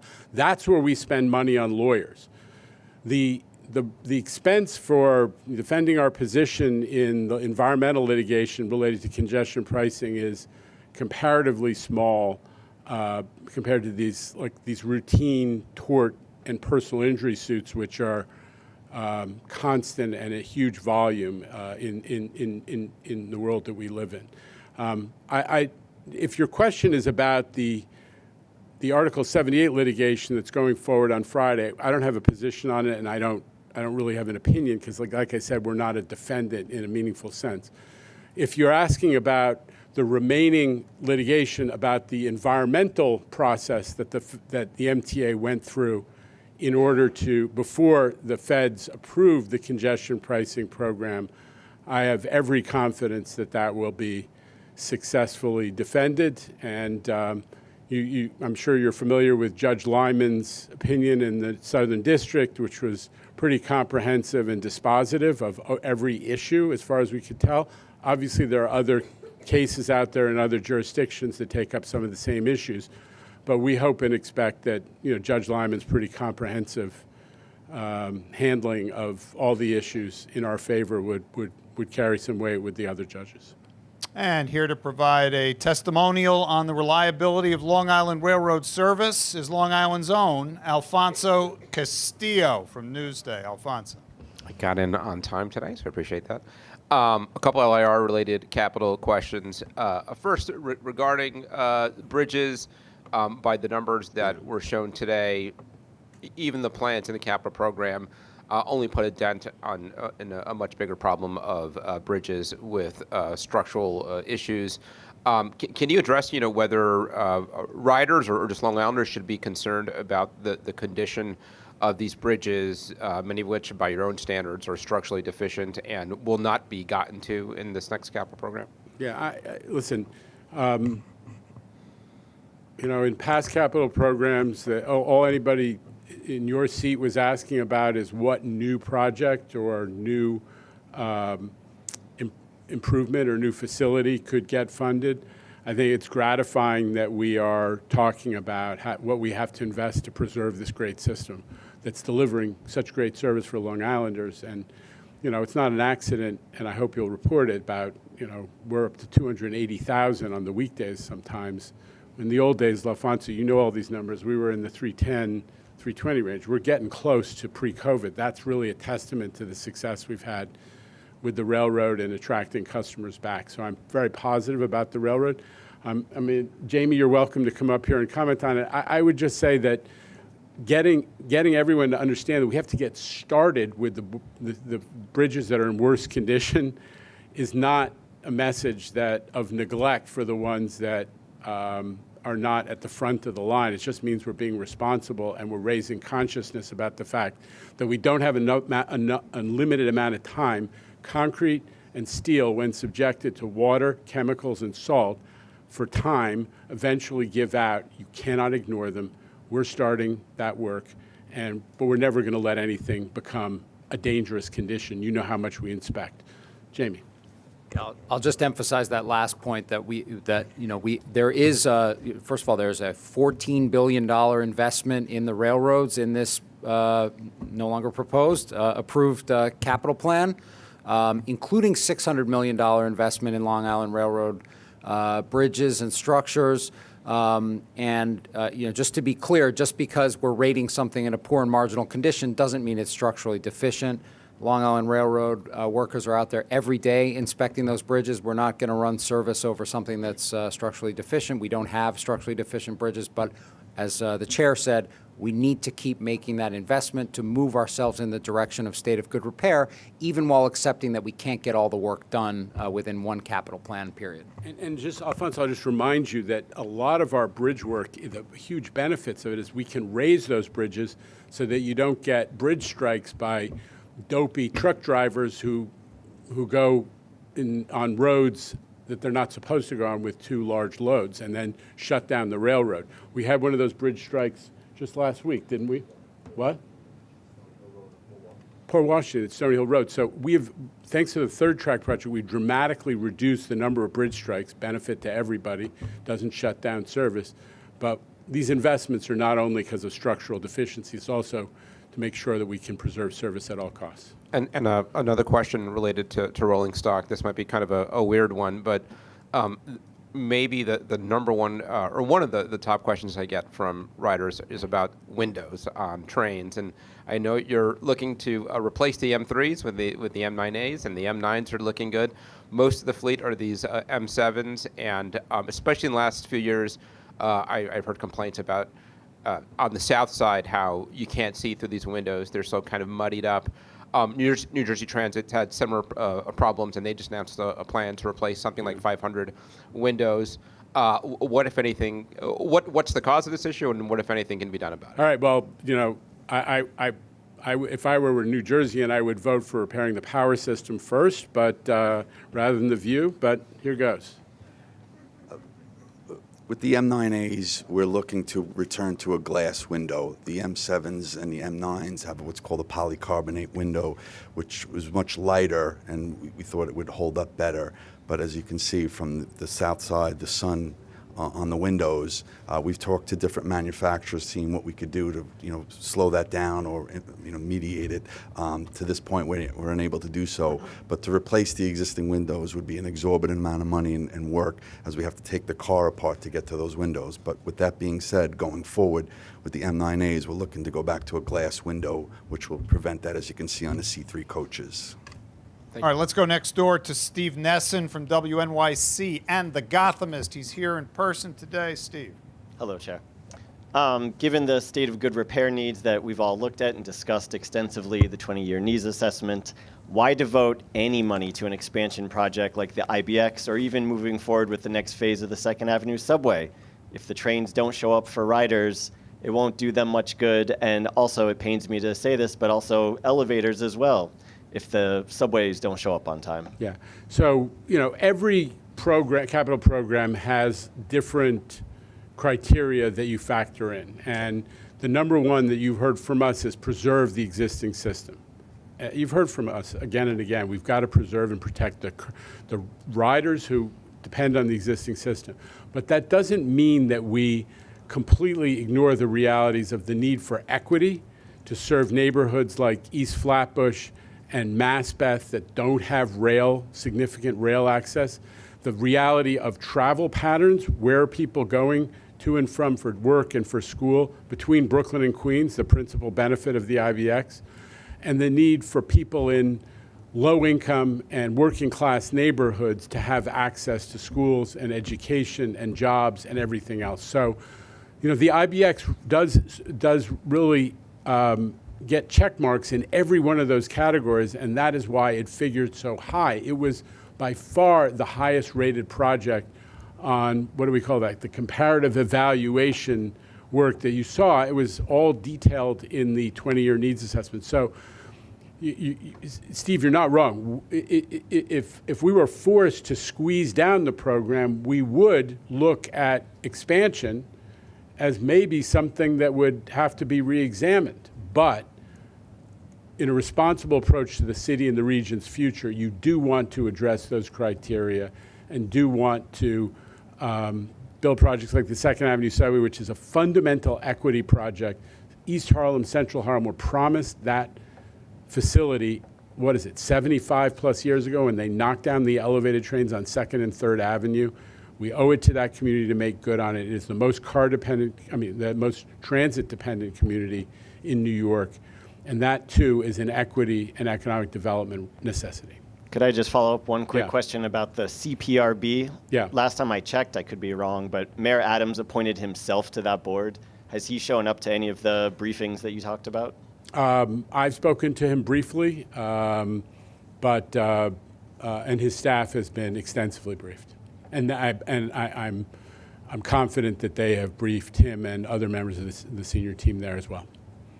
All right, now Ben Brockfeld is standing by patiently on the Zoom equipment from an undisclosed location, it appears. AM New York's Ben Brockfeld. Ben. Hey, Jano. Sorry I can't be there in person. I wanted to follow up on the 2nd Avenue subway.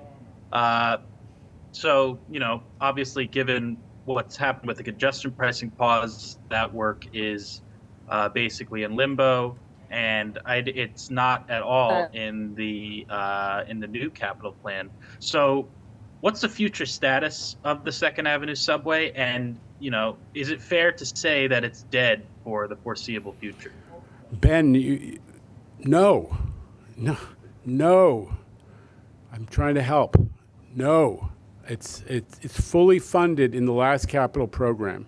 Okay, number one.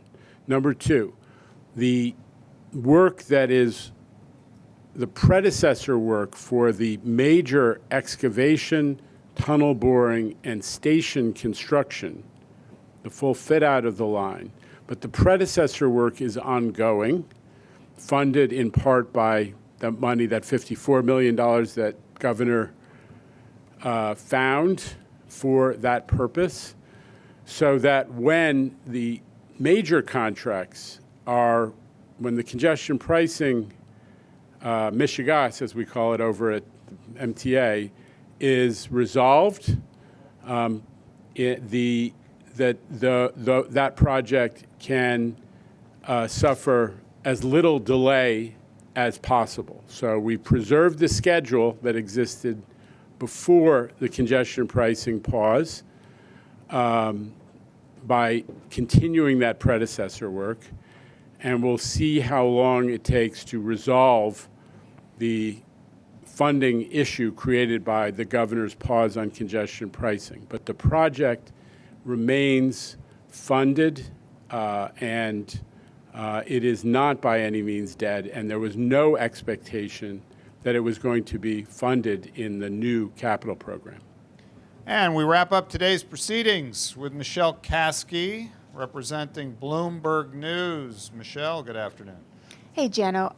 So on Monday during the Finance Committee, a board member asked Kevin, what's Plan B if this next capital plan doesn't get the full funding that you're looking for? What is Plan B? And if I remember correctly, Kevin talked about how things would need to be scaled back.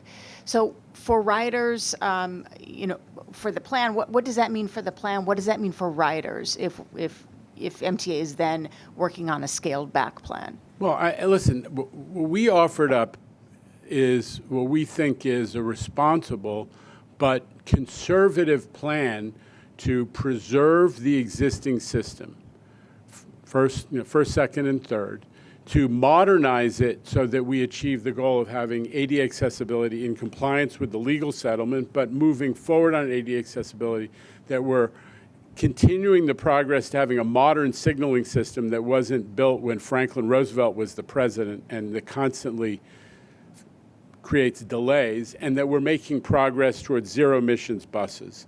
And so this is a conservative program. If we were forced, for whatever reason, to scale it back, it would, as I said, you would probably have to look first at expansion, because priority one is preserving the existing system.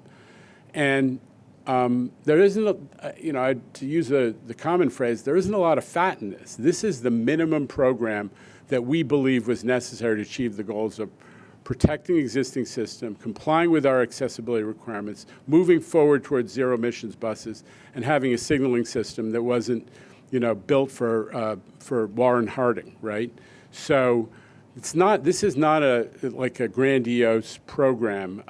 It does include, one, I think, as I said to Steve, essential expansion project, new expansion project, but it's not a grandiose proposal, and that's confirmed by the fact that it is relative to the current capital program, lower than the rate of inflation.